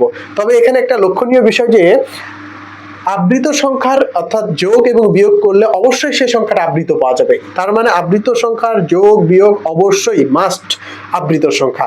কিন্তু আবৃত সংখ্যার গুণ এবং ভাগ সেটা আবৃত হতে পারে আবার অনাবৃত হইতে পারে। তার মানে আবৃত হইতে পারে অনাবৃত হইতে পারে, কোনটা হবে সেটা কোনো ফিক্সড না, দুটার যে কোনো একটাই হবে। তাহলে এভাবে আমরা খুব সহজেই আমরা আবৃত সংখ্যার যোগ বিয়োগ গুণ ভাগ সহজে করতে পারি। আমরা এই ক্লাসের মাধ্যমে সমস্ত ক্যালকুলেশনগুলো করলাম, একটু দ্রুত করার চেষ্টা করলাম এই কারণেই যে এগুলো একই নিয়ম বারবার, আমরা যদি একটু দ্রুত করি তাহলে ক্লাসটাও ছোট হবে, যেহেতু বারবার সব অঙ্কগুলোই আমি করাচ্ছি। এবং বেসিক যে ক্লাস সেই ক্লাসেও সুন্দরভাবে যোগ বিয়োগ গুণ ভাগগুলো আলোচনা করা হয়েছিল। এখন আপনারা কি করবেন, বাসায় বসে প্র্যাকটিস করবেন। 19 নম্বরে 3 দশমিক স্থান পর্যন্ত বর্গমূল এবং 2 দশমিক স্থান পর্যন্ত আসন্ন মান নির্ণয় করো। আমরা সাধারণত বইয়ে এটা 4 দশমিক পর্যন্ত বর্গমূল আর 3 দশমিক পর্যন্ত আসন্ন মান আছে। যেহেতু ভিডিওটা বড় হচ্ছে আমরা 3 দশমিক পর্যন্ত দেখানোর চেষ্টা করব, আপনারা 1 দশমিক এক্সট্রা করে নেবেন। তাহলে বর্গমূল বের করার যে নিয়মটা ছিল, আমরা প্রথমত কি করব, জোড়া জোড়া আকারে, এখানে 12 যেহেতু তাহলে দশমিকের পরে আমরা জোড়া জোড়া বানাই নিব। তাহলে জোড়া জোড়া বানানোর পরে বামের যে জোড়া আছে তার আমরা কাছাকাছি বা সমান পূর্ণবর্গ সংখ্যা কোনটা সেটা নির্ণয় করব।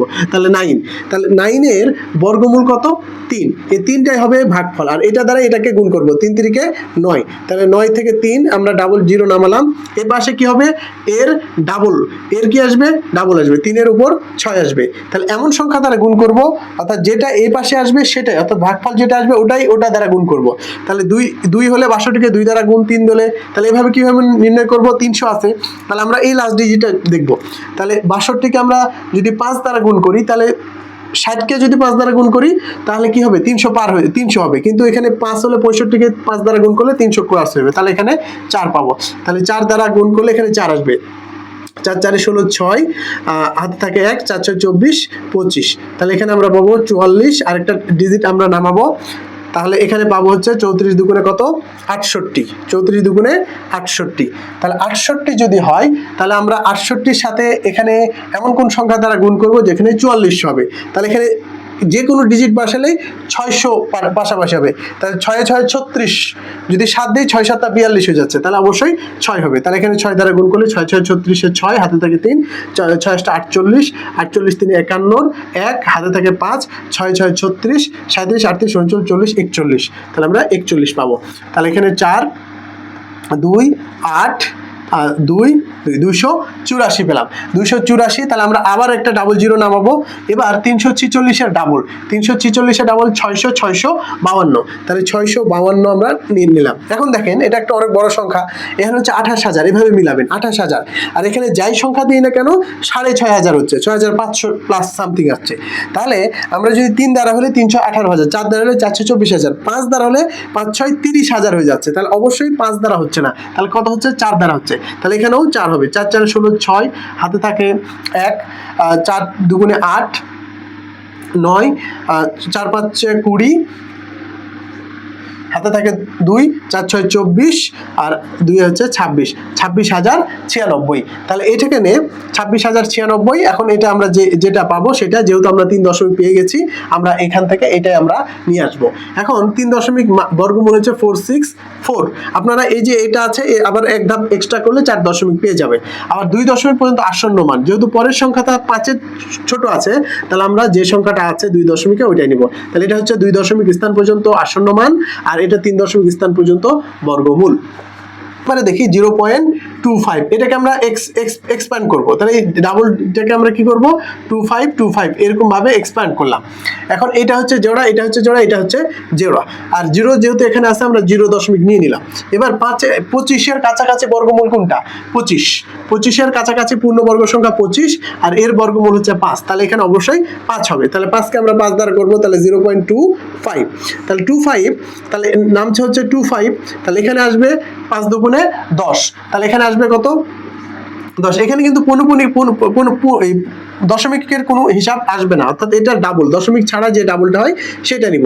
যেহেতু 10, এখানে এক্সট্রা কিছু নিলেই 100 হচ্ছে, তার মানে আমরা আরো একটা সংখ্যা নামাবো, আরেকটা সংখ্যা নামাইলে আমরা মাঝখানে 0 নিচ্ছি, তাহলে 0 নেওয়া মানে 0.50, 50 মানে কি হচ্ছে? 100, তার মানে 100 নিলাম। এখন 100 দ্বারা আমরা 2200 যদি করি, তাহলে অবশ্যই 2 দ্বারা গুণ করছি, তাহলে 2 দ্বারা গুণ করলে কি পাবো? তাহলে 1000 2004, তাহলে 1, এখানে হচ্ছে 8, সরি 2, আর এখানে হচ্ছে 5, 521। এখানে আবার কি আরো 25 নিতে পারবেন, যদি পরের ডিজিট যান আবার আরো 25 নেবেন, এবারে 52,125, আর এখানে আমরা যেটা 502 এর 1000 করব, তারপর আমরা যে মানটা বের করব। যেহেতু আমরা 3 দশমিক পেয়ে গেছি, আমাদের আর দরকার নেই, তাহলে 3 দশমিক পর্যন্ত বর্গমূলের মান হচ্ছে 0.502, আর 2 দশমিক পর্যন্ত আসন্ন মান হচ্ছে 0.502টা 2 দশমিকের পরে যে সংখ্যাটা 5-এর চেয়ে ছোট, তাহলে এটা হবে 50। এটা হচ্ছে 2 দশমিক স্থান পর্যন্ত মান, আর এটা 3 দশমিক স্থান পর্যন্ত বর্গমূল। এবারে দেখি, এবারে গ নম্বরে বলা হয়েছে 1.34, এই 34 এর উপর পৌনঃপুনিক আছে, তাহলে এটা আমরা জোড়া জোড়া আকারে 34 আগে এক্সট্রা করে নিলাম ডট ডট আকারে, তাহলে এটা একটা জোড়া বানালাম, এটা একটা জোড়া বানালাম, এটা একটা জোড়া বানালাম, কিন্তু এখানে 1 আছে, তাহলে 1 যেহেতু আছে তাহলে আমরা 1 দ্বারা আগে গুণ করব, তাহলে 1, তাহলে 1কে 1 বাদ দিলে এখানে 34 আসছে, তাহলে 34, তাহলে এখানে 0.34 এর উপর আমরা যদি 1 নেই, তাহলে 1 এর ডাবল হচ্ছে 2, তাহলে 1 এর ডাবল হচ্ছে 2, তাহলে 34 কে আমরা 21 দ্বারা গুণ করব, তাহলে 21 কে 21, আর এখানে আমরা 3, এখানে 1, এখানে আবার 3 4 এক্সট্রা নামাবো, 3 4 এক্সট্রা নামালে 11, 11 দুগুণে হচ্ছে 22, 11 দুগুণে 22। এখন 22কে এমন কোন সংখ্যা দ্বারা গুণ করলে আমরা কি পাবো, এই যে এর কাছাকাছি পাবো। তাহলে 11 দুগুণে 22, তাহলে আমরা যদি 5 দ্বারা করি, 6 দ্বারা হলে বেশি হয়ে যাবে, তাহলে 6 দ্বারা হলে 26 বেশি হয়ে যাবে, তাহলে আমরা 5 দ্বারা করব। তাহলে 5 হচ্ছে এখানে 5 এখানে 5, তাহলে 5 5 25 5, হাতে থাকে 2, 5 দুগুণে 10, 12 2 হাতে থাকে 1, 5 দুগুণে 10, 10 আর 11 1125। তাহলে 5 থেকে এটা হচ্ছে 9 পাওয়া যাচ্ছে, এখানে 3 0 আর এখানে হচ্ছে 209। আর একটা আমরা কি নিব, 34 এক্সট্রা নিব, 34 এক্সট্রা নিব। তাহলে 34 এক্সট্রা নিলে এখানে আমরা পাবো 115। তাহলে 115 ডাবল হচ্ছে 230, এটা আছে 20,000, এটা কত আছে 20,000। তাহলে এমন কোনো সংখ্যা দ্বারা গুণ করব, এখানে 1 নিলেও হচ্ছে 2300, তাহলে 2300 যদি নেই তাহলে 9 দুগুণে 18,000, তাহলে অবশ্যই 9টা আমরা অ্যাপ্রোপ্রিয়েট হচ্ছে। তাহলে 9 দুগুণে 18, তাহলে 9 9 81, 81 1 হাতে থাকে 8, 9 0 0 হাতের 8 বসলো, তাহলে 3 লং 27, 27 7 হাতে থাকে 2 আর 9 দুগুণে 18 19 20। এটা ক্যালকুলেশন করবেন আপনারা। আমরা পেয়ে গেছি 3 দশমিক পর্যন্ত বর্গমূলের মান 1.159 আর 2 দশমিক স্থান পর্যন্ত মান 1.1। যেহেতু এটা 5-এর উপর হয়ে গেছে, তাহলে এর সাথে আমরা 1 যোগ করব, তাহলে 16। তাহলে এটা হচ্ছে 2 দশমিক পর্যন্ত আসন্ন মান, আর 3 দশমিক পর্যন্ত বর্গমূলের মান হচ্ছে এইটা। তাহলে এইভাবে আমরা যদি 4 দশমিক বলে, আমরা পরবর্তীতে আবার যে সংখ্যাটা আছে এক্সট্রা নিয়ে আমরা এর ডাবল করে একই সেম প্যাটার্নে যখন আমরা এভাবে গুণ ভাগ করব ক্যালকুলেটর ইউজ করে, তখন আমরা খুব সহজে এই মানগুলো পেয়ে যাব। এইটা আপনাদের জন্য হোমওয়ার্ক থাকলো। আমি সব অঙ্ক করাই দিলাম, শুধুমাত্র একটা অঙ্ক আমরা আপনাদের জন্য হোমওয়ার্ক দিলাম। 5.1320 এর 3 দশমিক স্থান পর্যন্ত বর্গমূল এবং 2 দশমিক পর্যন্ত আসন্ন মান কোনটা হবে, এটা বের করে কমেন্টে আপনারা লিখবেন। 20 নম্বর প্রশ্ন, নিচের কোন সংখ্যাগুলো মূলদ এবং অমূলদ নির্ণয় করলো। এটা এমসিকিউর জন্য সবচেয়ে ইম্পর্টেন্ট এবং চাকরি পরীক্ষায় বিভিন্ন মূলদ সংখ্যা নির্ণয় এই রিলেটেডই বেশিরভাগ আসে। আমরা বেসিক ক্লাসে কোনগুলো মূলদ এবং অমূলদ, অর্থাৎ আমরা যদি বেসিক ক্লাসগুলো দেখি, সেখানে আমি স্পষ্টভাবে মূলদ সংখ্যা হওয়ার কি কি শর্ত আছে সেগুলো দিয়েছিলাম, আবার অমূলদ সংখ্যা হওয়ার কি কি শর্ত আছে সেগুলো দিয়েছিলাম। ওই শর্তগুলো কাজে লাগিয়ে আমরা এই যে কয়েকটা আছে, যে কয়টা আছে মূলদ সংখ্যা, এগুলো আমরা নির্ণয় করব যে এগুলোর মধ্যে কোনটা মূলদ এবং কোনটা অমূলদ, সেগুলোই আমাদেরকে চিহ্নিত করতে হবে। প্রথমটা বলা হয়েছে 0.4 এর উপর পৌনপণিক। আমরা বলেছিলাম যে দশমিক সংখ্যার পরে পৌনপণিক সংখ্যা যদি আসে তাহলে সেটা অবশ্যই একটা মূলদ সংখ্যা। তাহলে আমরা ক নাম্বারে বলতে পারি 0.4, অর্থাৎ 0.4 এর উপর পৌনপণিক যেহেতু আছে, তাহলে এটাকে আমরা 4 - 0 / 9, 4 / 9 এইরকম ভাবে আমরা সাধারণ ভগ্নাংশে প্রকাশ করতে পারি। এজন্য এটা মূলদ সংখ্যা, অর্থাৎ পৌনপণিক যুক্ত সংখ্যা সবগুলোই মূলদ সংখ্যা, এটুকু মনে রাখবো। তাহলে 1 নাম্বার আমরা দেখলাম, এটা হচ্ছে মূলদ সংখ্যা। আমরা মূলদ সংখ্যাকে আমরা টিক চিহ্ন দিচ্ছি, আর যেটা অমূলদ সংখ্যা সেগুলোকে আমরা ক্রস চিহ্ন দিব। তাহলে 0.4 এর উপর পৌনপণিক, এটা একটা মূলদ সংখ্যা, আর মূলদ সংখ্যাগুলো অর্থাৎ পৌনপণিক যুক্ত সকল সংখ্যাই হবে মূলদ সংখ্যা। এবারে দেখি √9। তাহলে √9 কে করলে এর বর্গমূল পাওয়া যায় 3, অর্থাৎ বলেছিলাম যে সকল সংখ্যার বর্গমূল এবং ঘনমূল আছে সেগুলো মূলদ সংখ্যা, আর যেগুলোর বর্গমূল বা ঘনমূল নাই সেগুলো হচ্ছে অমূলদ সংখ্যা। তাহলে √9 এর বর্গমূল যেহেতু আছে, তাহলে এটাকেও আমরা বলবো একটা মূলদ সংখ্যা। তাহলে প্রথম দুটাই কিন্তু আমরা পেলাম হচ্ছে মূলদ সংখ্যা। ঠিক অনুরূপভাবে দেখবো যে 11-র উপর রুট, তাহলে √11 করলে তার কিন্তু বর্গমূল নেই, অর্থাৎ √11 এর বর্গমূল যেহেতু নাই সেটা হবে অমূলদ সংখ্যা। তাহলে এটা কিন্তু মূলদ সংখ্যার মধ্যে পড়বে না, যেহেতু অমূলদ সংখ্যা সেটা আমরা ক্রস দিয়ে আমরা বোঝার সুবিধার্থে বললাম। তাহলে 0.4 এর উপর পৌনপণিক, এটা একটা মূলদ সংখ্যা। খ নাম্বার হচ্ছে √9, যেহেতু এর বর্গমূল আছে তাই এটা একটা মূলদ সংখ্যা। তাহলে প্রথম দুটো হচ্ছে মূলদ সংখ্যা, আর √11 এর যেহেতু বর্গমূল নাই তাহলে এটা হবে একটা অমূলদ সংখ্যা। √6/3, এটাকে আমরা যদি একটু ভাঙি, √3 অর্থাৎ আমরা যদি ভাঙি √6 কে যদি আমরা ভাঙি 3 × 2 পাবো, আর এটাকে আমরা 3 পাবো। তাহলে √3 × √2, আর এটাকে আমরা একটু এক্সপ্যান্ড করলে √3 ইন্টু √3, কারণ দুটা √3 কে গুণ করলে আমরা 3 পাবো, তাহলে এই 3 আউট হয়ে গেল, তাহলে √2 আর ডিভাইডেড বাই √3, অর্থাৎ √2 এরও কোনো বর্গমূল নাই, √3 এরও কোনো বর্গমূল নাই, তাহলে এটাকে আমরা কি বলবো, অমূলদ সংখ্যা। তাহলে এটাও একটা অমূলদ সংখ্যা। তাহলে যেগুলোর বর্গমূল ঘনমূল নাই সেগুলো হচ্ছে অমূলদ সংখ্যা, সহজ কথা। তাহলে এই দুটো আমরা পেলাম অমূলদ সংখ্যা।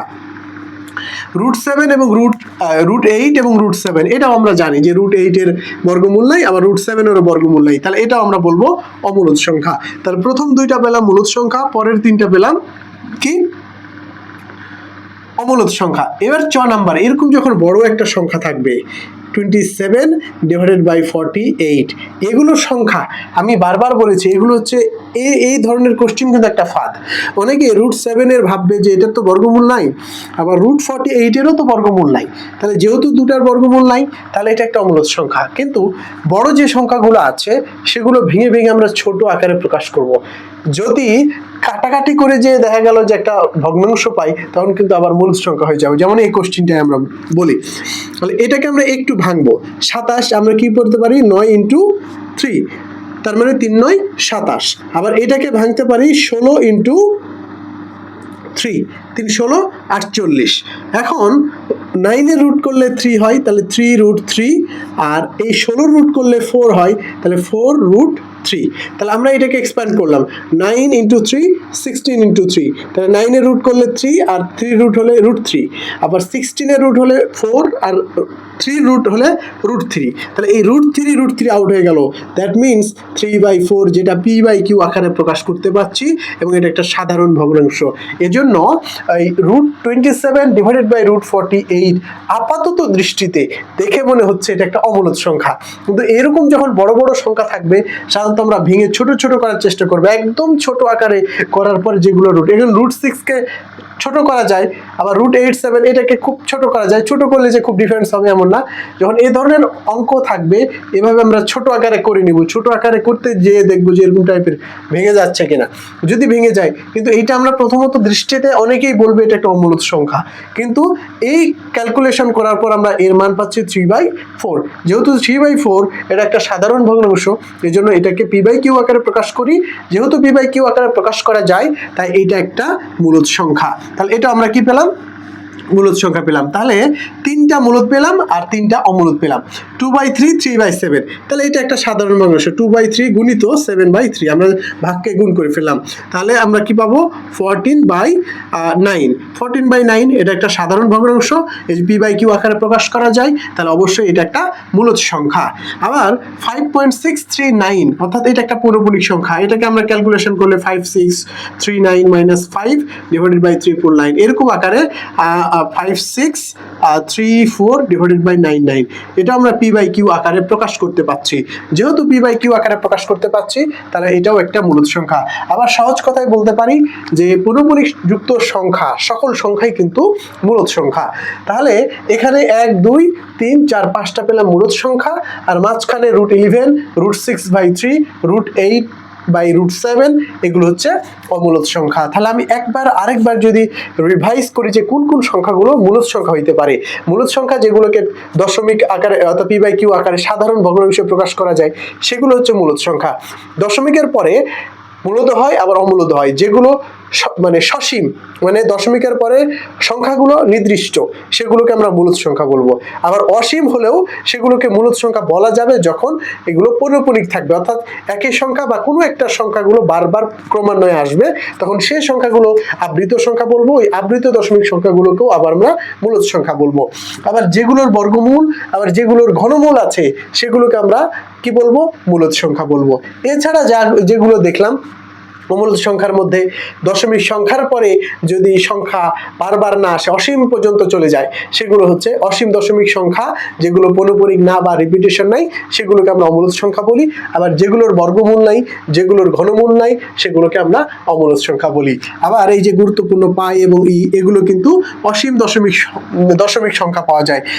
এই পাই ই এর মানগুলো অসীম দশমিক পর্যন্ত পাওয়া যায়, এজন্য এদেরকে বলা হয় অমূলদ সংখ্যা, এদেরকে বলা হয় অমূলদ সংখ্যা। সংখ্যা, পাই এবং ই হচ্ছে অমূলদ সংখ্যা। অর্থাৎ বেসিক যে ক্লাসগুলো আমরা করেছিলাম প্রথম বেসিক ক্লাসে মূলদ সংখ্যা অমূলদ সংখ্যা রিলেটেড একদম যে বৈশিষ্ট্যগুলো লিখে দিয়েছিলাম সেগুলো আপনারা দেখে আসতে পারেন, তাহলে আপনারা একদম সহজভাবে বুঝতে পারবেন কোনগুলো মূলদ এবং কোনগুলো অমূলদ সংখ্যা। 21 number, n equal to 2x minus 1 যেখানে x belongs to n, দেখাও যে n স্কোয়ারকে 8 দ্বারা ভাগ করলে প্রতি ক্ষেত্রে ভাগশেষ 1 থাকে। তাহলে এই সংখ্যাটা আমরা দেখি। তাহলে x belongs to n অর্থাৎ এই যে x এর মান, এই মানগুলো n ন্যাচারাল সংখ্যা। ন্যাচারাল সংখ্যার সেট কোনটা? আমরা প্রথমে বেসিকে ক্লাস দেখেছিলাম 1 2 3 ডট ডট ডট n, এগুলোকে ন্যাচারাল সংখ্যা, অখণ্ড সংখ্যা থাকবে। অর্থাৎ 1 থেকে শুরু করে অখণ্ড সংখ্যা n পর্যন্ত যে সংখ্যাগুলোর সেট পাবো সেটা হচ্ছে ন্যাচারাল সংখ্যা, কারণ এখানে ফ্র্যাকশন মান বা দশমিক মান আমরা পাবো না। যদি হয় তাহলে আমাকে দেখাইতে বলেছে n স্কোয়ারকে 8 দ্বারা যদি ভাগ করি, তাহলে n এর মান দেওয়া আছে কত? n ইকুয়াল টু দেওয়া আছে 2x মাইনাস 1। এখন n স্কোয়ার বলেছে, তাহলে আমরা কি করব? n স্কোয়ার করব। তাহলে n স্কোয়ার করলে 2x মাইনাস 1 এর উপর স্কোয়ার, তাহলে এটাকে আমরা স্কোয়ার করলি 2x এর উপর square minus 2 into 2x into 1 plus 1 এর উপর স্কোয়ার, তাহলে মানটা পাবো 4x square minus 4x plus 1। তাহলে এটা 4x যদি কমন নেই তাহলে x মাইনাস 1 প্লাস 1, এটুকু পেলাম। অর্থাৎ যেহেতু n স্কোয়ার বলেছে তাহলে n স্কোয়ারের আমরা এই অংশটা ভেঙে এই 4x into x minus 1 plus 1 পেলাম। এখন এই অংশটুকু 4 ইন্টু x মাইনাস 1 প্লাস 1, এটুকুকে আমরা আলাদা করলাম। এখন x into x minus 1, x into x minus 1, x এর মান যদি 2 হয় x এর মান হবে 1, কারণ x মাইনাস 1 এর মান হবে 1। x এর মান যদি 3 হয় এর মান হবে 2, এর মান যদি 4 হয় তাহলে x মাইনাস 1 এর মান হবে 3। তার মানে বোঝা যাচ্ছে 1 2 2 3 3 4, মানে এটা ক্রমিক সংখ্যা। তার মানে x ইন্টু x মাইনাস 1 হচ্ছে একটা ক্রমিক সংখ্যা, মানে একটা জোড় হলে অবশ্যই একটা বিজোড় হবে। আপনি যে মান বসান x এর মান 1 বসাইলে 0 হবে, 2 বসাইলে 1 হবে, মানে একটা কি হবে x ইন্টু x মাইনাস 1 অবশ্যই। তাহলে এখানে আমরা লিখবো যে x ইন্টু x মাইনাস 1 দুটি ক্রমিক সংখ্যা, দুটি ক্রমিক সংখ্যা হওয়ায় এটি জোড় সংখ্যা। x ইন্টু x মাইনাস 1 অবশ্যই জোড় সংখ্যা হবে, ক্রমিক সংখ্যার গুণফল অবশ্যই একটা জোড় সংখ্যা হবে, আর একটা জোড়ের সাথে একটা বিজোড়ের গুণফল সবসময় জোড় হবে। তার মানে x ইন্টু x মাইনাস 1 অবশ্যই জোড় হবে। আর জোড় সংখ্যা 2 দ্বারা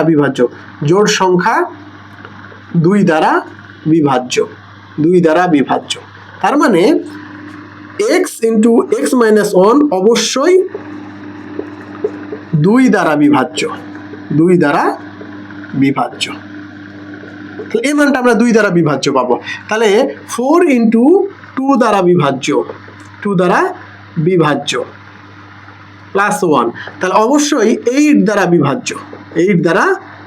বিভাজ্য প্লাস 1। তাহলে n স্কোয়ারের যে মানটা পেলাম 8 দ্বারা বিভাজ্য হবে, 8 দ্বারা বিভাজ্য হওয়ার পরে 1 হচ্ছে অবশিষ্ট থাকছে, মানে প্রতি ক্ষেত্রে 1 অবশিষ্ট থাকছে। আমাদের এটাই বলতে বলেছে, দেখাও যে n স্কোয়ারকে 8 দ্বারা ভাগ করলে, তার মানে যেহেতু 8 দ্বারা বিভাজ্য মানে 8 দ্বারা ভাগ যাচ্ছে, ভাগ যাওয়ার পরে প্লাস 1 মানে 1 হচ্ছে অবশিষ্ট থাকছে।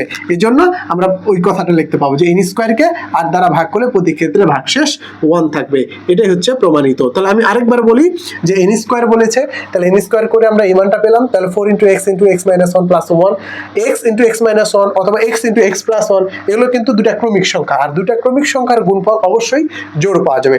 আর যেহেতু জোড় পাওয়া যাবে, জোড় সংখ্যা অবশ্যই 2 দ্বারা বিভাজ্য। তাহলে এই সংখ্যাটা 2 দ্বারা বিভাজ্য, অ্যাটলিস্ট যে কোনো জোড় সংখ্যা 2 দ্বারা বিভাজ্য হতেই হবে।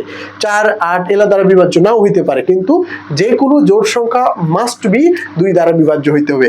তাহলে এটা অবশ্যই 2 দ্বারা বিভাজ্য, আর যেহেতু এটা 4 ছিল তাহলে 4 ইন্টু 2 দ্বারা বিভাজ্য, তার মানে 8 দ্বারা বিভাজ্য। 8 দ্বারা বিভাজ্য হওয়ার পরে পরেও কিন্তু এই এক কিন্তু এক্সট্রা থাকছে, মানে ভাগশেষ এক থাকছে। দেখাও যে n স্কোয়ারকে 8 দ্বারা ভাগ করলে প্রতি ক্ষেত্রে ভাগশেষ 1 থাকবে, তাহলে 8 দ্বারা বিভাজ্য হওয়ার পর প্রতি ক্ষেত্রে 1 দ্বারা কি থাকবে, ভাগশেষ 1 থাকবে। এটাই হচ্ছে প্রমাণিত। 22 নম্বরে একটা সৃজনশীল প্রশ্ন আছে যে √5 ও 4 দুইটি বাস্তব সংখ্যা হলে ক নম্বরে বলা হয়েছে কোনটি মূলদ এবং কোনটি অমূলদ নির্ণয় করো, √5 এবং 4 এর মধ্যে দুইটা অমূলদ সংখ্যা নির্ণয় করো, আর প্রমাণ করো যে √5 একটি অমূলদ সংখ্যা। এটা মূলত আমি জাস্ট এটা দেখানোর জন্য এসেছি, কিন্তু এইটার পূর্ণ সমাধান আমাদের বিগত ক্লাসগুলোতে যেহেতু দেওয়া আছে, এজন্য নতুন করে আমরা কোনো সমাধান দিচ্ছি না, জাস্ট বলে দিচ্ছি যে কোন বিষয়গুলো আপনারাই পারবেন। যদি বিগত যে অঙ্কগুলো আছে 1 থেকে 21 পর্যন্ত যে অঙ্কগুলো আছে এর মধ্যেই এই অঙ্কটা আছে। কোনটি অমূলদ এবং কোনটি মূলদ একটু আগে আমরা নির্ণয় করলাম। √5, যেহেতু √5 এর কোনো আমরা বর্গমূল পাবো না, তাহলে √5 হচ্ছে অমূলদ সংখ্যা। আর 4 যেহেতু একটা বাস্তব সংখ্যা, মানে যে একটা পূর্ণ সংখ্যা, 4 একে p/q আকারে প্রকাশ করা যায়, মানে 4/1 দ্বারা প্রকাশ করা যায়, এর জন্য এটা একটা মূলদ সংখ্যা, এটা পেলাম। আর √5 এবং 4 এর মধ্যে দুইটি অমূলদ সংখ্যা নির্ণয় করে 10 নম্বরে এরকম দুইটা কোশ্চেন দেখেছিলাম যে দুইটা সংখ্যার মধ্যে অমূলদ সংখ্যা অথবা একটা মূলদ একটা অমূলদ অথবা দুইটাই মূলদ, এরকম যে কোনো সংখ্যা নির্ণয় করতে বলে, সেটার সমাধান আপনারা 10 নম্বরে দেখতে পারবেন। 10 নম্বরে আমরা 10-এর ক তে আমরা এরকম একটা অঙ্ক দেখাইছিলাম যে এর মধ্যে অমূলদ সংখ্যা। এই ধরনের সংখ্যা নির্ণয় করার ক্ষেত্রে √5 এর একটা মান বের করব আর 4 এর একটা মান বের করব। এখন এই দুটোর মধ্যে যে কোনো দুটো সংখ্যা আমরা ধরে ফেলবো, a এবং b আকারে ধরে ফেলবো, এবং ইচ্ছা মতো ধরবো যেগুলোর দশমিকের পরে অসীম সংখ্যা থাকবে। ওই সংখ্যাগুলোকে আমরা যেভাবে 10-এর ক এবং ক্ষয় করাইছি ওইভাবে বারবার করলে যে কোনো সংখ্যায় আপনারা এর মধ্যে যে একটাই মান পাওয়া যাবে এমন না, অর্থাৎ √5 এবং 4 এর মধ্যে অসংখ্য অমূলদ সংখ্যা পাওয়া যাবে, আপনারা যে কোনো সংখ্যা ধরে ফেলবেন এবং 10-এর ক এবং খ নম্বর সমাধান করতে পারলে এটা ইজিতেই করতে পারবেন। প্রমাণ করে যে √5 একটা অমূলদ সংখ্যা, এটাও আমরা দেখাইছিলাম 11 নম্বরে। তিনটা অঙ্ক ছিল, √5, √11, √7, √2, √3, এগুলো অমূলদ সংখ্যা নির্ণয়। একই প্রসেস, জাস্ট সংখ্যাটা চেঞ্জ হবে। আমি √5টা মনে হয় দেখাইছি, যদি না দেখাই √5 এর জায়গায় √7, √7 এর জায়গায় √11 দেখাবেন, তাহলে এই ধরনের অঙ্কগুলো সমাধান হবে। অর্থাৎ এই তিনটা অঙ্কই আমরা 1 থেকে 21 মধ্যে যেহেতু দেখাইছি, তাই আমরা নতুন করে আর কোনো সমাধান দিচ্ছি না। 23 নাম্বার সরল করো, ক নম্বরে বলা হয়েছে আমরা বিগত অঙ্কগুলোতে দেখলাম আবৃত দশমিক সংখ্যার যোগ বিয়োগ গুণ ভাগ। এখন এই যোগ বিয়োগ গুণ ভাগের মাধ্যমে আমরা সরল করব, এবং এই প্রশ্নটা বিসিএস ব্যাংক সহ যে কোনো পরীক্ষার লিখিত পরীক্ষার জন্য খুবই ইম্পর্টেন্ট, এবং বিগত বিসিএস এবং ব্যাংকের লিখিত পরীক্ষায় এ ধরনের কোশ্চেন এসে থাকে। আমরা দেখব যে আবৃত যোগ বিয়োগ গুণ ভাগের মাধ্যমে কিভাবে সহজে এর সমাধান করা যায়। তাহলে প্রথম কাজ হচ্ছে আমরা এই যে আবৃত দশমিকে সাধারণ ভগ্নাংশে প্রকাশ করে ফেলবো। তাহলে এটাকে প্রকাশ করলে আমরা পাবো 3/9 গুণিত এটাকে 83 মাইনাস 8 ডিভাইডেড বাই একটার জন্য 9 আর একটা অনাবৃতের জন্য 0 ভাগ 0.5 কে আমরা করলে 5/10 পাবো গুণিত 1/9 প্লাস 35 মাইনাস 3 ডিভাইডেড বাই 90 ভাগ 8 ডিভাইডেড বাই 9, অর্থাৎ আবৃতকে আমরা সাধারণ ভগ্নাংশে প্রকাশ করে ফেললাম। এখন 3/9 গুণিত আমরা এটাকে যদি করি তাহলে 75 ডিভাইডেড বাই 90 ভাগ এটাকে আমরা পাবো 5/90 প্লাস 32/90 ভাগ 8/90 হবে, 90 হবে, তাহলে 8/90। এখন 3 3 9 আর 3 25 75, অর্থাৎ 25/90 আর ভাগ আছে, ভাগকে আমরা গুণ করে ফেললাম, তাহলে 90/5, 25/90 90/5, ভাগের কাজটা আগে করলাম, প্লাসের কাজ করতে পারবো না, তাহলে 32/90, তাহলে আগে ভাগের কাজ করে ফেলবো, গুণ হয়ে গেলে 90/8, তাহলে এই 90 আউট হয়ে যাবে, আর 5 5 25, তাহলে আমরা 5 পাবো। এবার গুণের কাজটা আগে করবো, মানে মাঝখানে যোগের কাজ করবো না, আগে ভাগের পরে গুণের কাজ করব। তারপরে এই যে 90 আউট হয়ে যাবে, তাহলে 4 8 32, 4, তাহলে 4 যদি হয় তাহলে এখানে আমরা পেলাম 5 আর এখানে হলো 4, তাহলে 4 5 9, তাহলে খুব সহজে আমরা এর সমাধানটা পেয়ে গেলাম। প্রথম কাজ করলাম কি, আবৃতকে আমরা সাধারণ ভগ্নাংশে প্রকাশ করলাম। সাধারণ ভগ্নাংশে প্রকাশ করার পরে আমরা অ্যাজ ইউজুয়াল যেভাবে সরল করি সেভাবে সরল করলাম, দিয়ে আমরা অ্যান্সার পেলাম 9। খ নাম্বার আমরা সরল করব এবং এর মাধ্যমে আমরা বাস্তব সংখ্যার A to Z অর্থাৎ একদম বেসিক ক্লাস থেকে শুরু করে আমাদের 1 নাম্বার থেকে 23 নাম্বার পূর্ণ সমাধান আমরা ইউটিউব প্লেলিস্টে এবং ফেসবুকে আপলোড করে ফেলবো এবং এর ধারাবাহিকতায় আমরা পরবর্তী যে অধ্যায়গুলো তারপর থেকে আমরা শুরু করব, অর্থাৎ নবম দশম শ্রেণীর সাধারণ গণিতের পূর্ণ সমাধান একদম বেসিক থেকে শুরু করে একদম ডিপ পর্যন্ত সমাধানটা আপনারা এই প্লেলিস্টে পাবেন। এছাড়াও যারা এসএসসি পরীক্ষার্থী আছেন তাদের জন্য আমি একটা সিকিউ এবং এমসিকিউর জন্য আলাদা প্লেলিস্ট তৈরি করে ফেলবো। যেহেতু এই অধ্যায় হয়ে গেছে, এখন এই অধ্যায় থেকে কিরকম টাইপের সিকিউ এমসিকিউ আসে সেগুলো দেখাবো, আবার দ্বিতীয় অধ্যায় যখন করাবো এইভাবে আমরা কি করব, দুইটা প্লে লিস্টের মাধ্যমে নবম দশম শ্রেণী সাধারণ গণিতের A to Z সমাধান থাকবে একটাতে, আর একটা এমসিকিউ এবং সিকিউর জন্য কোনগুলো ইম্পর্টেন্ট সেগুলো আমরা আলোচনা করব, যার ফলে কি হবে যে এসএসসি পরীক্ষার্থীরা উপকৃত হবে। এছাড়াও যে কোনো চাকরি পরীক্ষার জন্য নবম দশম শ্রেণীর যে সমাধান খুবই ইম্পর্টেন্ট এবং এটা যারা করতে পারবে অ্যাটলিস্ট তারা প্রিলি এবং রিটেনের জন্য ম্যাথে তাদেরকে আর কোনো চিন্তা করা লাগবে না। তো আসুন দেখুন যে এটা একটা বড় একটা সরলকরণ, বড় সরলকরণকে আমরা স্টেপে ভাগ করে ফেলবো, অর্থাৎ এইটুকু আগে করব তারপরে আমরা এইটুকু করব। তাহলে এইটুকু আমরা আগে করার চেষ্টা করি, তাহলে এইটাকে আমরা সাধারণ ভগ্নাংশ প্রকাশ করি। তাহলে 627 আমরা দশমিক উঠাই দিলে 627 পাবো, আর দশমিকের পরে একটা 1 আর জয়টার সংখ্যা থাকবে তার জন্য তো এটা 0 গুণিত 5 ডিভাইডেড বাই আমরা পাবো 10। এটুকু করলাম ভাগ এটুকুর জন্য আবার করি 0.5 মানে 5/10 গুণিত 75 ডিভাইডেড বাই 100 এটুকু করলাম গুণিত 836 ডিভাইডেড বাই 100 836/100 এটুকু করলাম, অর্থাৎ প্রথম স্টেজের এইটুকু আমরা পরে করছি। তাহলে এটুকু আমরা যখন সলভ করব তাহলে এইটুকু আমরা যদি 5 দুগুণে 10 2 পাবো, অর্থাৎ 627/200 ভাগ এটাকেও যদি আমরা করি তাহলে 5 দুগুণে 10 তার মানে 75/200 গুণিত 836/100 তাহলে এটুকুকে আমরা 627/200 ভাগ এটুকুই আপনারা ক্যালকুলেশন করে দেখবেন, ক্যালকুলেশন করলে মোটামুটি এই 627/200 মান পাওয়া যাবে, আচ্ছা 627/200 মান পাওয়া যাবে। এই যে 25 দ্বারা যদি আমরা কাটি তাহলে 3 25 75, 4 25 100, 4 25 100, 4 দ্বারা ভাগ করলে 4 দুগুণে 8 আর 0 আর 4 9 36 209, আর 209কে 3 দ্বারা গুণ করলে 627/200 পেলাম। তাহলে 627/200 ভাগ 627/200 তার মানে এইটুকু আমরা 1 পেলাম। দেখেন খুব সহজে আমরা সমাধান করলাম। কি করলাম, এগুলো আমরা দশমিক উঠাই দিয়ে মানটা বসালাম। তাহলে 627/200 এখানে আমরা ক্যালকুলেশন করে 25 দ্বারা কাটলে 3 আর এখানে 4কে করলে এখানে 209, 209কে 3 দ্বারা গুণ করলে 627 আর ডিভাইডেড 200। তাহলে প্রথম অংশের মান পেলাম হচ্ছে 1। তাহলে প্রথম অংশের মান পেলাম 1। তাহলে আমরা মনে রাখবো যে প্রথম যে অংশটুকু অর্থাৎ এই অংশটুকুর মান আমরা পাবো 1, অর্থাৎ এটুকুর মান হচ্ছে 1। এখন নেক্সট যে মানটা আছে যে 0.25কে আমরা করবো 25/100, তাহলে 25/100 গুণিত 1/10, 25/100 গুণিত 1/10 এটুকু আমরা করলাম। এবার গুণিত এখানে 75/100 গুণিত 213 থেকে 21 বাদ দেবো, 213 মাইনাস 21 ডিভাইডেড বাই 9 এটা পেলাম গুণিত 5/10 পেলাম। তাহলে সবগুলো যেহেতু গুণ আমরা এগুলো প্রকাশ করি যে 25/1000 গুণিত এখানে পাবো 75 ডিভাইডেড বাই 100 গুণিত 213। তাহলে এটাকে আমরা 1 থেকে 2 আর হচ্ছে 9 192 ডিভাইডেড বাই 9 192 ডিভাইডেড বাই 9 গুণিত 5/10 তাহলে আমরা এটুকু একটু ক্যালকুলেশন করি। তাহলে এখানে আমরা 5 দ্বারা যদি কাটি 5 দুগুণে 10,